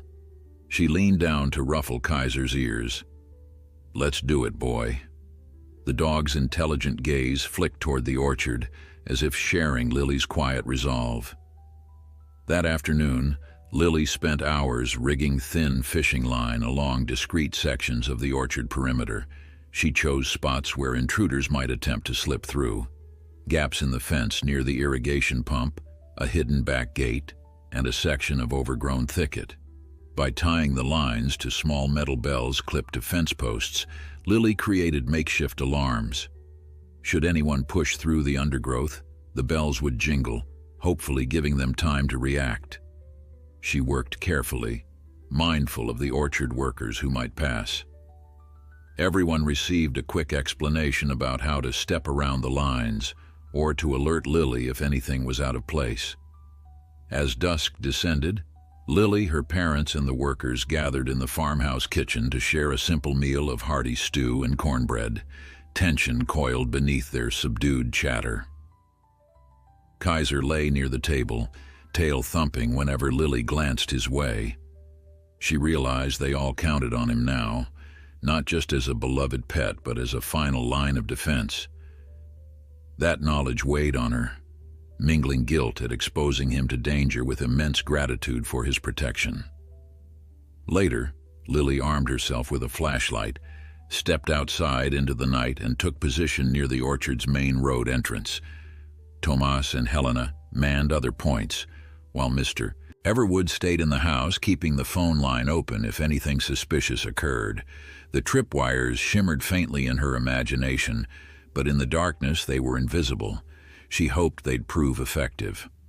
Kaiser sat alert at her side, gazing outward. The night was eerily still, the sky thick with stars, interrupted only by the pale glow of a waning moon. For the first hour, she heard nothing except the rustle of wind. Occasionally, an orchard worker's flashlight bobbed in the distance. Lily inhaled the sweet scent of fruit-laden branches, her mind drifting to a time before the bikers arrived, when orchard nights were serene, and Kaiser's greatest excitement was chasing stray rabbits. A pang of longing for that simpler existence nearly brought tears, but she steeled herself, determined not to let fear overshadow the orchard's beauty. Then faintly, she caught it. The distant pulse of motorcycle engines. She stiffened, adrenaline pulsing.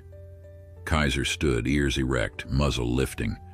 Lily swung her flashlight beam in the direction of the highway, but from her vantage she saw only darkness. Yet the hum of engines was unmistakable. She radioed Tomas on a handheld walkie-talkie, a device her father had given them. "Tomas, do you hear that?" His voice crackled back tight. "See, they're on the highway, moving fast." Lily clenched her fists. The thrum increased in volume, then seemed to fade, as if the bikes had roared past the Willow Creek exit entirely. She released a breath she hadn't realized she was holding. Maybe they were just passing through. But a minute later, Helena's voice came over the walkie-talkie. They turned onto a side road east of here. Instantly, Lily's fear reignited. Perhaps they intended to circle around and approach the orchard from a less traveled route.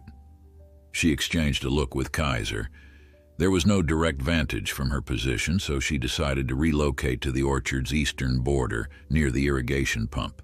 She briskly informed Tomas via radio, then hurried through the rows of trees, flashlight flickering over gnarled trunks. Kaiser matched her stride, emitting a low grumble, as though sensing they were no longer merely anticipating trouble. It was on its way. Halfway to the fence, she heard a distinct metallic jingle. Her heart jolted. One of the tripwires. Gripping the flashlight tighter, she broke into a run, Kaiser bounding ahead. Another faint jingle echoed, followed by a hushed curse. Lily's blood went cold. Someone was in the orchard. She darted between rows, the path illuminated only by her narrow beam. Past a cluster of low-hanging branches, she spotted a shape hunched near the fence line. A faint glint of steel, a tool or weapon, caught her eye. Lily's throat constricted. This was no accident. Kaiser growled deep in his throat, the sound slicing through the quiet orchard air. The figure whipped around. Two men loomed in the half-light wearing dark jackets. Lily couldn't see their patches, but the tension in their posture confirmed her worst fears. One had already slipped part-way through the fence, where her tripwire rattled. The other faced Lily, brandishing something with a glinting tip, a knife or a crowbar. They froze momentarily, seeming shocked at being discovered so soon. Then the second intruder hissed, "She's here! The dog's here!" He rushed forward in a crouch, presumably to attack or at least block her from calling for help. Kaiser sprang, body a blur of black and tan muscle. The intruder backpedaled, slashing wildly in an attempt to keep the dog at bay. Lily gasped. In a surge of panic, she yelled a command from her grandfather's notes, hoping Kaiser would recognize which tactic to apply. The dog feinted left, then lunged low, snapping at the man's calf. The intruder shrieked, stumbling back. Meanwhile, the first man tore free of the fence line, yanking a small handgun from his belt. Lily's vision tunneled in horror. The orchard's hush magnified the sound of her own breathing. She saw him swing the weapon upward, aiming at Kaiser. Without conscious thought, Lily hurled her flashlight at the gunman, hoping to distract him. Her throw slammed into his shoulder, and though it didn't knock the weapon from his hand, he stumbled. Kaiser, alerted by Lily's outburst, pivoted, eyes locking on the new threat. For one heart-stopping moment, Lily feared a shot would ring out, but the gunman seemed rattled. He scuttled backward, calling for his friend. "We need more guys over here." Lightning panic flashed in Lily's mind. If these men had more allies just beyond the fence, it meant the orchard could be swarmed any second. Her father, the orchard workers. They were scattered in different watch spots, likely unaware that armed intruders had already breached the perimeter. "We have to go," the second intruder snarled, still recovering from Kaiser's bite. Blood trickled from a tear in his pant leg. "We can't take them on alone." The gunman glared at Lily, then at Kaiser, hatred plain in his gaze. "We'll be back, girl. Count on it." He spat on the ground, shoving his companion toward the fence. Within seconds, they slipped back through the partially pried open wire. Lily heard them scurry away, footsteps crunching rapidly into the dark. Her knees went weak, relief and dread tangling in her stomach. She scrabbled to retrieve her flashlight from where it had rolled in the grass. Heart jackhammering, she swept the beam over Kaiser, terrified he might be wounded. But the dog stood tall, chest heaving, seemingly unharmed. Tomas's voice crackled over the walkie-talkie. "Lily," we heard shouting, "are you all right?" She pressed the talk button with shaking fingers. "Two intruders, east fence, armed. They left, but hurry. They might be regrouping." Footsteps pounded in the orchard as help approached, flashlights bobbing among the rows. Lily sagged against a tree trunk, Kaiser leaning into her leg. She drew a shuddery breath, eyes stinging. Another close call. This time the intruders had a firearm, confirming that the bikers' threat extended beyond random intimidation. They were out for vengeance or worse. As the orchard workers converged, Lily forced herself to relay everything she'd witnessed, from the tripwire bells to the man with the gun. Fear flickered across Tomas's features when she mentioned the weapon. "We have to inform the deputy," he said grimly. Lily nodded, pressing a hand to her churning stomach. She couldn't tear her gaze from the ragged hole in the fence, the lingering sign that more violence loomed. Kaiser's warm presence grounded her thoughts, reminding her that they weren't defenseless. Yet the orchard felt far more vulnerable than it had just minutes earlier. Even after the orchard workers arrived to investigate the commotion near the fence, Lily couldn't shake the icy dread that clung to her ribs. The faint smell of crushed grass and disturbed earth lingered around the spot where the intruders had pushed through. Tomas and Helena tried to reassure her, but she could see the same alarm in their faces. This was no random trespass. The men had specifically sought out Kaiser, her dog, and the orchard they all depended on. With each ticking minute, the orchard felt less like home and more like a battleground. Any lingering illusions of safety evaporated in the echo of those tripwire bells. Deputy Harris arrived within the hour, headlights piercing the orchard's darkness. He listened carefully to Lily's account of the confrontation at the fence. His jaw tightened when she mentioned the firearm. "We suspected their associates might come sniffing around," he said, shining his flashlight over the damaged chain link. "But this is bolder than we expected. They're not just looking to scare you. They're ready to use force." When Lily asked if the sheriff's office could post a permanent patrol, Harris shook his head regretfully. "Wish we could, but resources are stretched thin. We'll increase our presence as best we can. Meanwhile, stay alert." Lily's father, standing nearby with arms folded, pressed the deputy for details. "Is there any chance these thugs will be caught before they return here? It seems they want revenge for what happened." Harris let out a long breath. "We're coordinating with nearby counties, but it's a big region to cover. They might slip away or lie low. If they want Kaiser that badly, or if they're looking to pick up where their buddies failed, they'll likely come back soon. A heavy silence fell. Lily looked at the orchard, silver in the moonlight. How could a place so peaceful become a magnet for such danger? Despite the deputy's advice to stay inside, Lily spent the remainder of the night on high alert. She paced the upstairs hallway, occasionally glancing out the windows. Each time a gust of wind stirred the trees, she imagined the bikers creeping closer, firearms at the ready. Kaiser lay in her doorway, ears perked at the slightest shuffle. His gaze followed her anxiously, as though sensing her distress. When dawn finally broke, Lily felt an odd mixture of relief and weariness. The orchard had been spared an immediate second assault, but the threat hovered. She had no illusions that daylight would discourage armed criminals. They could return any time. Mid-morning found her poring over her grandfather's documents again, searching for any mention of advanced infiltration tactics or how to train a K-9 to spot concealed weapons. One note, scribbled in the margin of a typewritten page, drew her attention. Night or day, the dog relies on cues from the handler to differentiate friend from foe. Lily read it over 3 times, reflecting on how Kaiser recognized those orchard workers as allies, yet lunged at intruders without hesitation. If the bikers attacked in a larger group, would Kaiser be able to defend them all?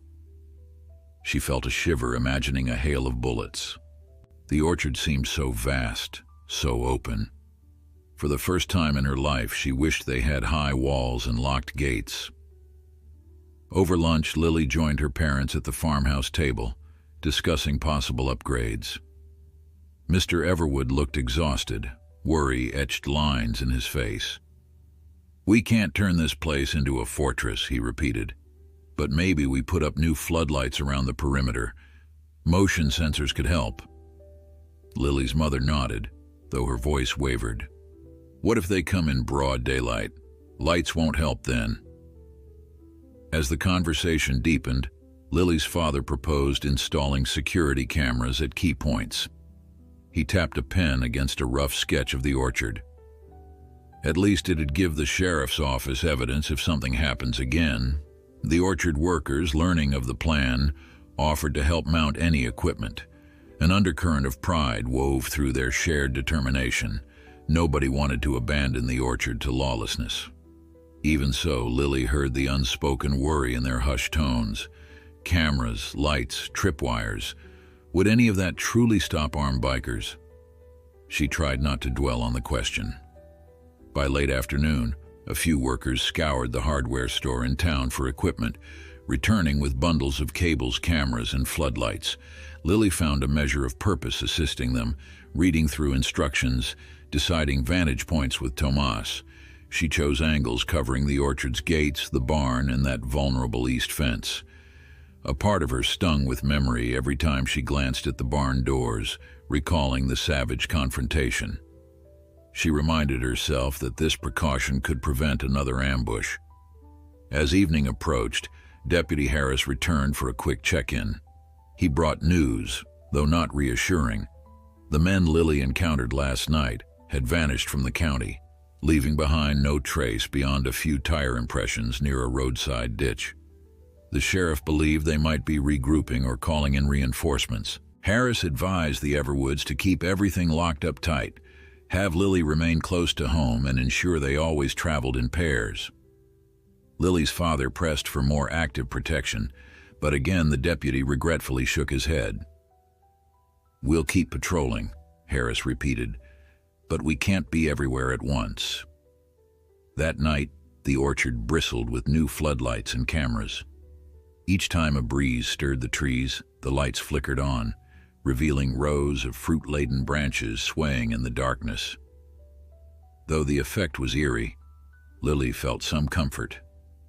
At least now they had an early warning system. She stationed herself by the barn, Kaiser at her feet, scanning her phone app that connected to the cameras. Helena patrolled the north fence, while Thomas checked the perimeter near the road. The orchard hummed with watchful energy. Shortly before midnight, the camera feed blinked. Lily's heart lurched. "Camera 3 lost signal," she muttered, tapping her phone screen. That camera covered the orchard's west corner. Fear rose in her chest. She radioed Tomas. "Do you see anything near the west fence? The feed just cut out." Static. Then Tomas's tense voice. "I'm nearby. Moving in." Lily stared at the phone, pulse hammering, imagining an intruder snipping cables. Beside her, Kaiser whined softly, tail stiff. She placed a calming hand on his back, unsure if the camera glitch was technical or if more sinister forces were at work. Moments later, Tomas crackled back. "The camera's still physically there, no sign of damage from the outside." Lily frowned. Could it be a loose connection? She radioed instructions on how to check the wiring. Tomas reported that everything looked intact. Lily exhaled with shaky relief. It might just be a glitch from the rushed installation. She reconnected the feed manually, and after a minute the camera flickered back online, showing an empty stretch of orchard. Lily let out a breath, cursing her frayed nerves. Every small malfunction loomed like a threat. She realized this hair-trigger vigilance would be their new normal until the biker menace passed. Around 1 in the morning, Lily's father insisted she go inside for rest. Reluctantly, she yielded, recalling how exhausted she'd been the previous day. She climbed the porch steps with Kaiser trailing behind, his gait still somewhat guarded from his healing injuries.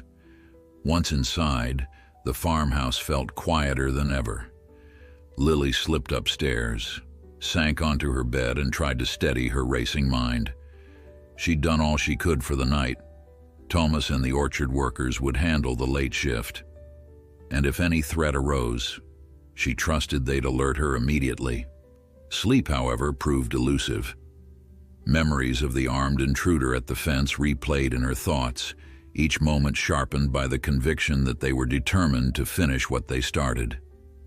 She tossed and turned for what felt like hours, the sheets tangling around her legs. Kaiser lay near the bedroom door, occasionally lifting his head to watch her. Only when her limbs grew too heavy to move did she slip into a restless slumber, haunted by echoes of metallic jingles and the flash of a gun barrel in moonlight. Morning dawned with a brilliant sky that seemed to mock Lily's inner turmoil. Over breakfast, her parents told her there were no incidents during the late watch. The orchard looked peaceful, fruit shimmering in the golden sunlight, workers going about the day's tasks. Nonetheless, the subdued tone remained. Deputy Harris had texted that he'd swing by in the afternoon, and Lily considered a trip to the orchard storehouse to restock her tripwire supplies. Before heading out, she found her father tinkering with a piece of camera equipment on the porch. "Another glitch?" she asked. He nodded. "Tomas said camera 5 flickered at dawn. Could be a software bug, or maybe we rushed the wiring." Lily offered to help fix it, but he waved her on. "Go do what you need. I'll manage." She sensed the tension behind his words. Her father wanted her to keep forging solutions, but he was also protecting her from more stress. Lily gave him a brief smile and set off with Kaiser.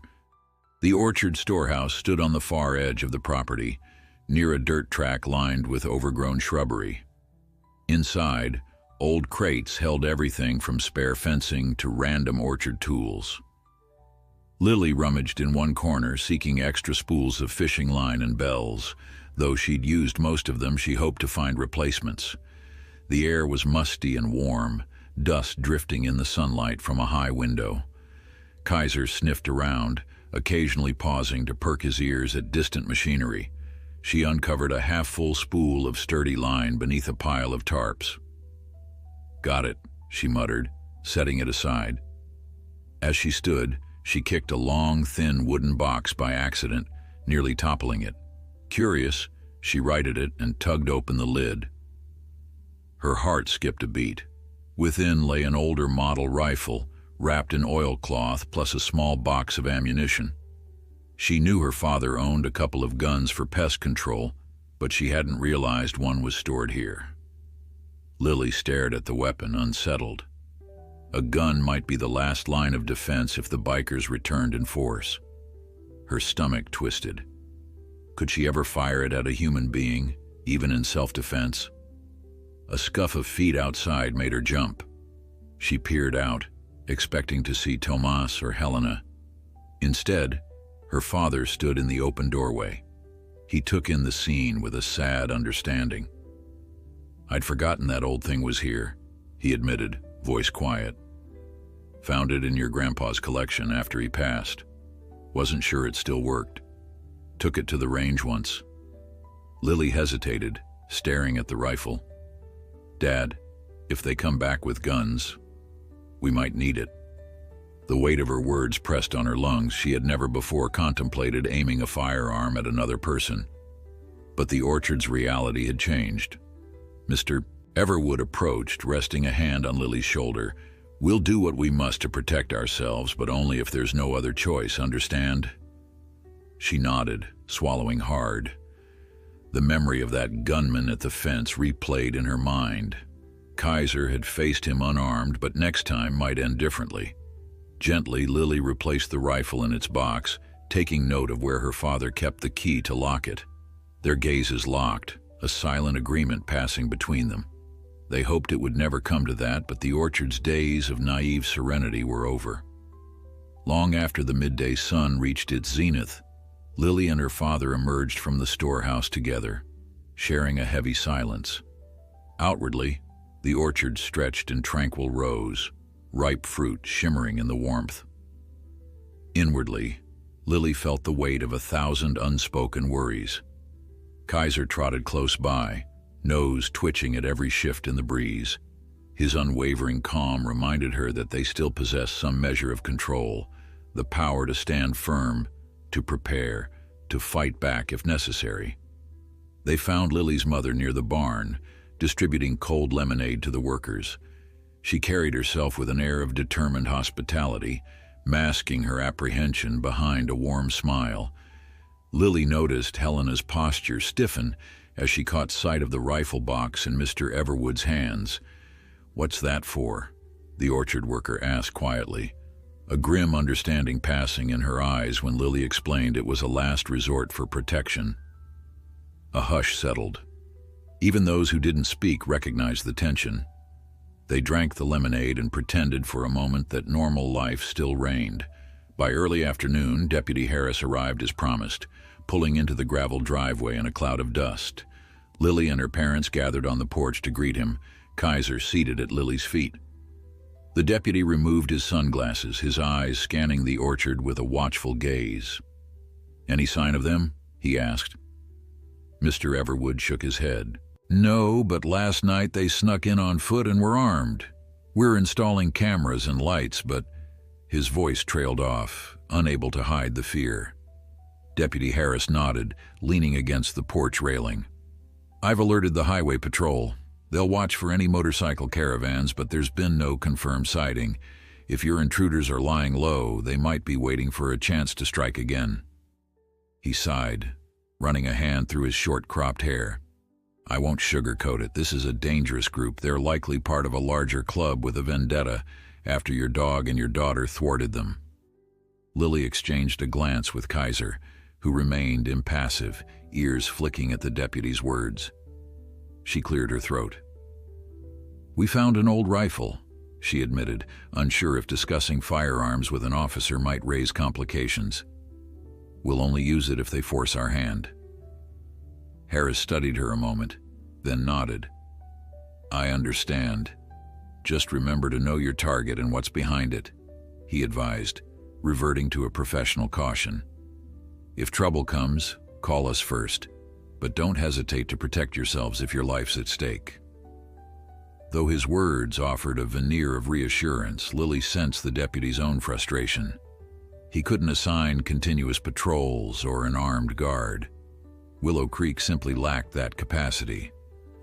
Harris gave them a few tips on safe handling, reminded them to keep phones charged, then headed off in his cruiser to tour the back roads.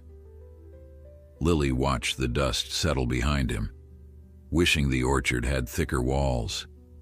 If the bikers wanted to exact revenge, the orchard's openness gave them all the advantage they needed. Days slipped by. Each morning, Lily checked the cameras, scanning the footage for any sign of intruders. Most nights, the orchard remained uneventful. Sometimes a stray raccoon or a possum triggered the motion lights. Once, a neighbor's lost dog wandered near the gate, sending Lily's heart into her throat until she realized it posed no threat. The tension seemed to wind tighter with each passing day of relative calm, as though everyone braced for a sudden storm. Tomas joked that the orchard's fruit tasted extra sweet this season, absorbing the collective anxiety. Nobody laughed. To occupy her restless mind, Lily began training sessions with Kaiser, using the advanced K9 instructions she'd gleaned from her grandfather's notes. In a cleared spot beside the barn, she ran Kaiser through drills that taught him to identify specific objects, stand guard at set perimeters, and respond to discrete hand signals. The more Lily practiced, the more she marveled at her dog's intelligence. He performed each new maneuver with unwavering focus, as though these skills were etched in his bones, merely waiting for Lily to awaken them. One afternoon, she tried a scenario from her reading, threat identification. She placed a wooden dummy shaped vaguely like a person at the edge of the orchard path, then coached Kaiser to react differently depending on whether Lily gave a friendly or hostile cue. At times, Kaiser would approach the dummy calmly, tail wagging, as if greeting a harmless visitor. Other times, a single word from Lily caused the dog to freeze, bristling, teeth bared. Though it unnerved her to see Kaiser in that mode, she knew harnessing his capabilities could be the key to surviving another ambush. Mr. Everwood observed one session with a worried frown. "Are we turning him into a weapon?" he asked softly, watching Kaiser snarl at the inanimate dummy. Lily faced her father, heart pounding with conflicting emotions. "He already is one, Dad, in a way," she replied, stroking Kaiser's back to signal a return to calm. "I'm just learning how to guide him, so we don't have to rely on luck if someone attacks." Her father's expression shifted, a reluctant acceptance gleaming in his eyes. "I suppose it's better to be prepared." Those preparations extended beyond the orchard's borders. The Everwoods made a point to coordinate with neighbors, especially those with large properties. They formed a loose network of watchful families, each promising to report any unfamiliar bikes or suspicious passers-by. Even the local postman agreed to keep an eye out for unusual activity on his daily route. Though not everyone could patrol around the clock, Lily took some solace in this emerging sense of community. If trouble came, at least they wouldn't stand alone. Yet as another week trickled by without incident, Lily's anxiety coiled even tighter. Late at night, she lay awake, replaying the orchard ambush in her mind. She pictured the men's sneers, the glint of steel, and that pistol aimed at Kaiser. Each recollection made her shudder. Her eyes would drift to the locked rifle she kept hidden in her room, a grim reminder of how quickly life had changed. Sometimes she caught herself longing for something definitive to happen, some confrontation they could end once and for all, instead of living in uncertainty. Then guilt swelled at the idea, because a final confrontation could lead to bloodshed or worse. Her mother noticed Lily's restless state. One morning, while Lily stared out the kitchen window at the orchard, Mrs. Everwood approached, voice gentle. "You haven't been sleeping," she said, brushing a strand of hair from Lily's face. "We're all scared, but you carry so much. Remember to breathe, dear. Not all burdens belong on your shoulders." Tears pricked Lily's eyes. "I'm just worried. I want to protect everyone, and I can't. I can't be everywhere at once. And if those bikers come with guns..." Her words tangled into a muffled sob. Kaiser, sensing her distress, patted over, nudging her hand. Mrs. Everwood hugged Lily close, murmuring reassurances. "We'll stand together," she whispered. "The orchard is our home. We have friends, neighbors, The sheriff. "You're not alone in this." A few afternoons later, Lily's father arranged a community meeting at their farmhouse. Folks from nearby farms, orchard workers, and even a representative from the local diner gathered on the porch, sharing updates and concerns. Deputy Harris showed up to answer questions describing how to relay intel to the sheriff's office if anyone spotted suspicious motorcycles. For a moment, Lily stood at the edge of the porch, watching the group with a swell of gratitude. Despite fear, they came together to safeguard Willow Creek's tranquility. As the sun dipped low, Lily lingered outside with Kaiser while the rest dispersed. Across the orchard, a hush descended, broken only by cicadas buzzing.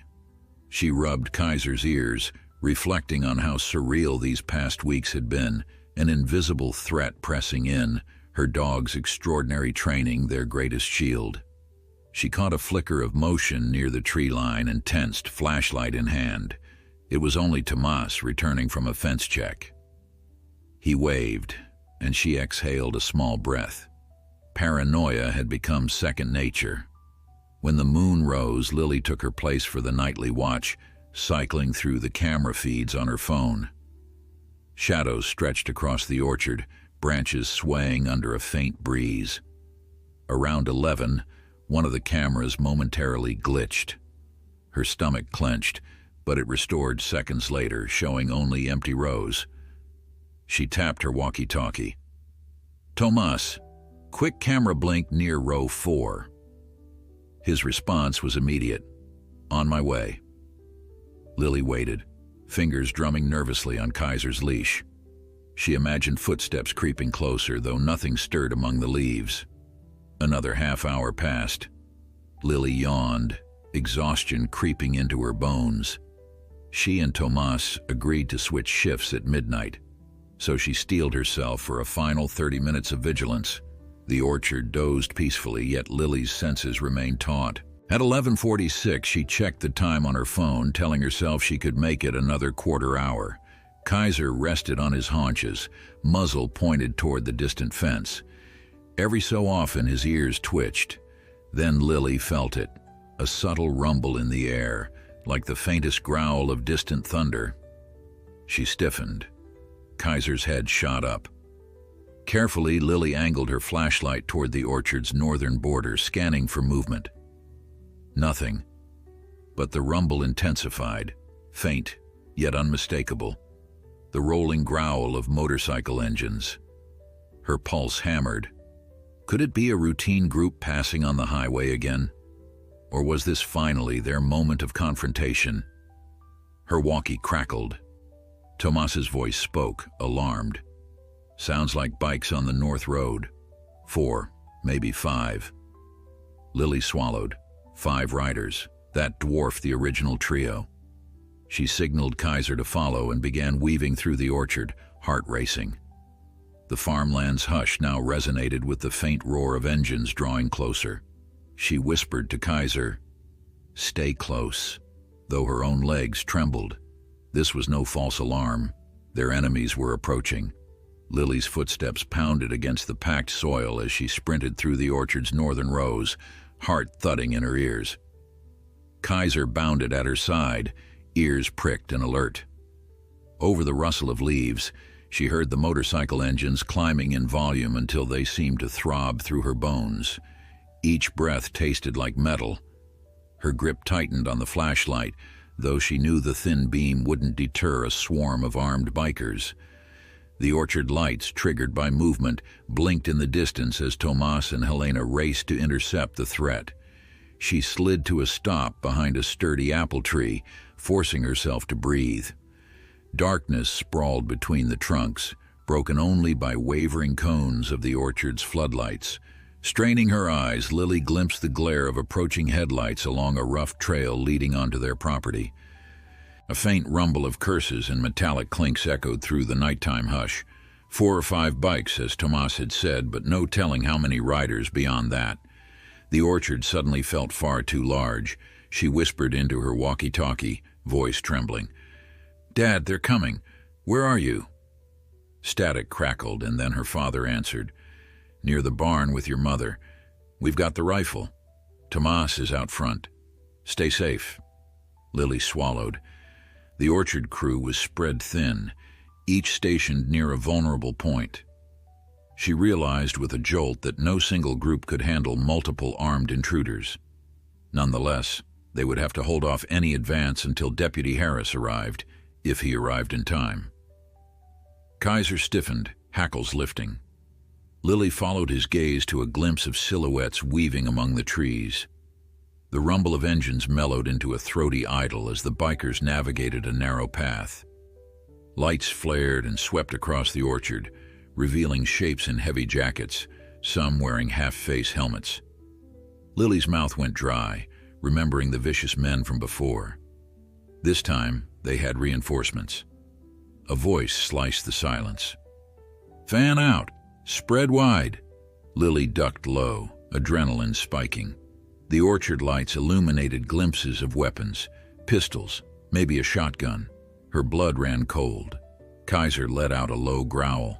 She placed a steadying hand on his back, knowing a rash move could give their position away.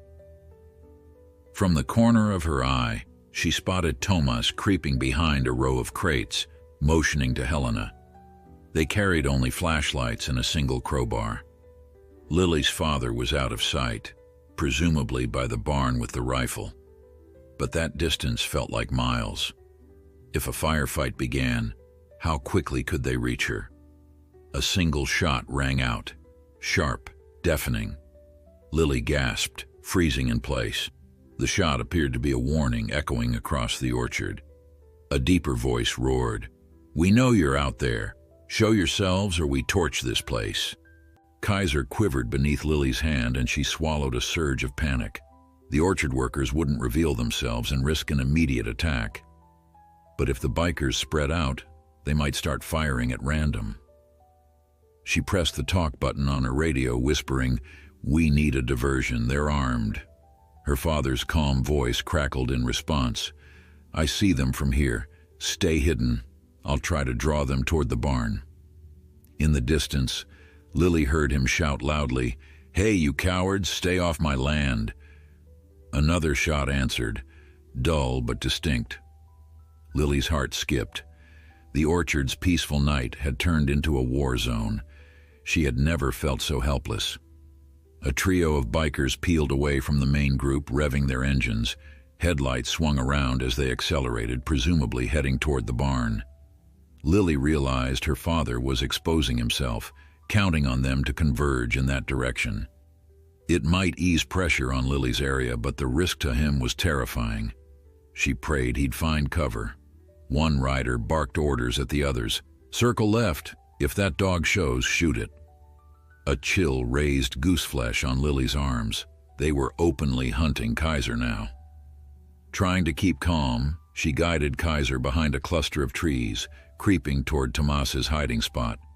The orchard lights flickered, revealing flashes of movement. She spotted Helena flattening herself behind a wooden cart, eyes wide with fear.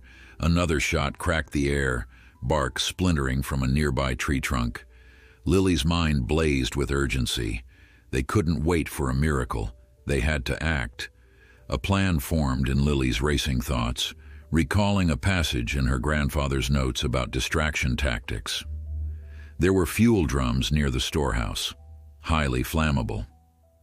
If the bikers threatened to torch the orchard, better to set a controlled distraction first, luring them away. She reached Tomas, breathless. "We have to create a decoy fire or noise, something that draws them off," she whispered. Tomas blinked. "You want to start a fire?" Lily shook her head. "No, just maybe set off the orchard's old alarm. Dad rigged it to scare off wildlife. If we could short-circuit the alarm by the storehouse, it might blast a siren." Tomas rubbed his jaw. "It's risky, but I'll try." As Tomas crawled away, Lily signaled Helena to follow her. They looped deeper into the orchard, half-crouched, stepping over fallen branches. Her mother's voice drifted through the walkie, panicked. "They're shooting at the barn doors." Lily ground her teeth, fighting to remain focused. Her father needed help, but Kaiser and she couldn't just charge into the open. Then Kaiser froze. growl reverberating in his chest. Lily squinted ahead. One biker, possibly lost from the group, swung a flashlight across the orchard floor. His shadowy form advanced tentatively, boots crunching leaves. She stiffened. If he spotted them, they'd have no cover but thin tree trunks. Helena gripped Lily's arm, motioning for them to hide behind a wide trunk. Lily nudged Kaiser to her other side, hoping the orchard's gloom concealed him.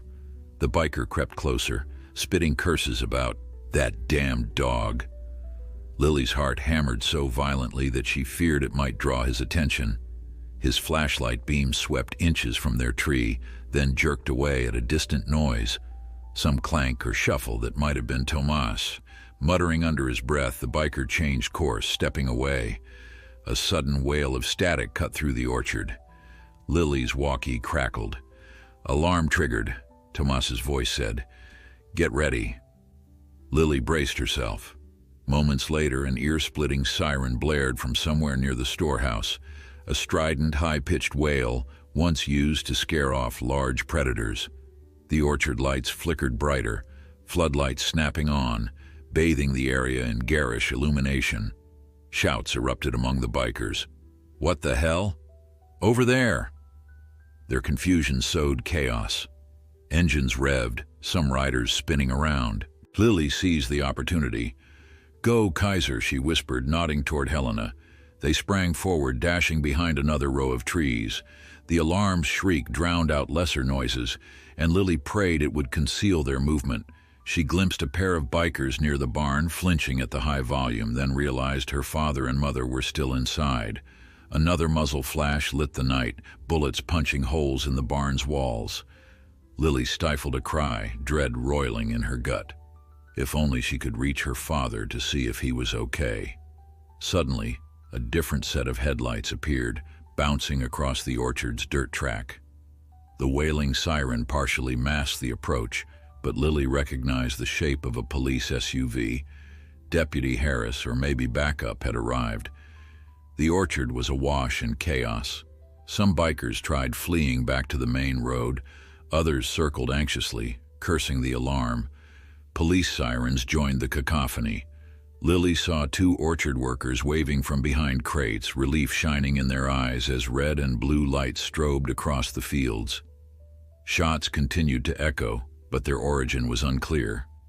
A handful of bikers revved away, retreating. Harris's SUV screeched to a halt, and uniformed deputies leapt out, taking cover behind the vehicle. One deputy hollered into a megaphone, "Drop your weapons. This is the sheriff's department." Lily's pulse soared with hope. The orchard workers, emboldened, emerged from hiding spots, but still kept their distance. She wanted to do the same, yet fear rooted her.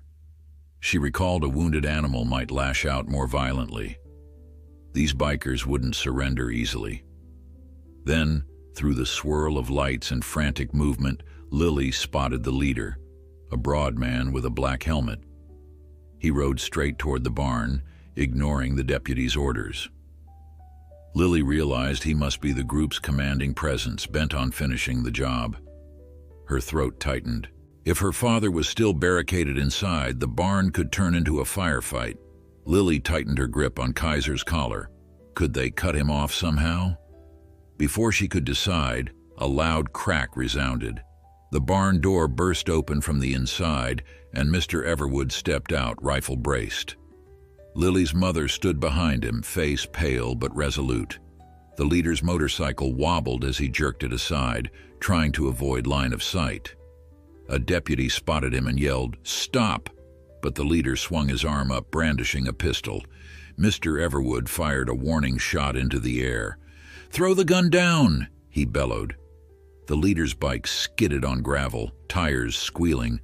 For one breathless instant, Lily thought he might open fire anyway. Suddenly, Kaiser tore free of Lily's grasp, sprinting across open ground. "No!" she cried, chasing after him. The dog zeroed in on the leader, who was trying to steady his pistol. With a single fluid leap, Kaiser latched onto the man's forearm before he could pull the trigger. The bike careened sideways, spinning out. Lily winced at the screech of metal. The leader hit the ground hard, Pinned under the heavy machine, cursing at the dog's crushing bite, 2 deputies rushed in, disarming him and prying Kaiser away. The orchard's night air quivered with tension as the leader was cuffed, battered, and raging. Around them, the final chaos resolved. A few bikers fled into the darkness, but the majority either surrendered to the deputies or lay incapacitated by orchard workers who'd wrestled them down.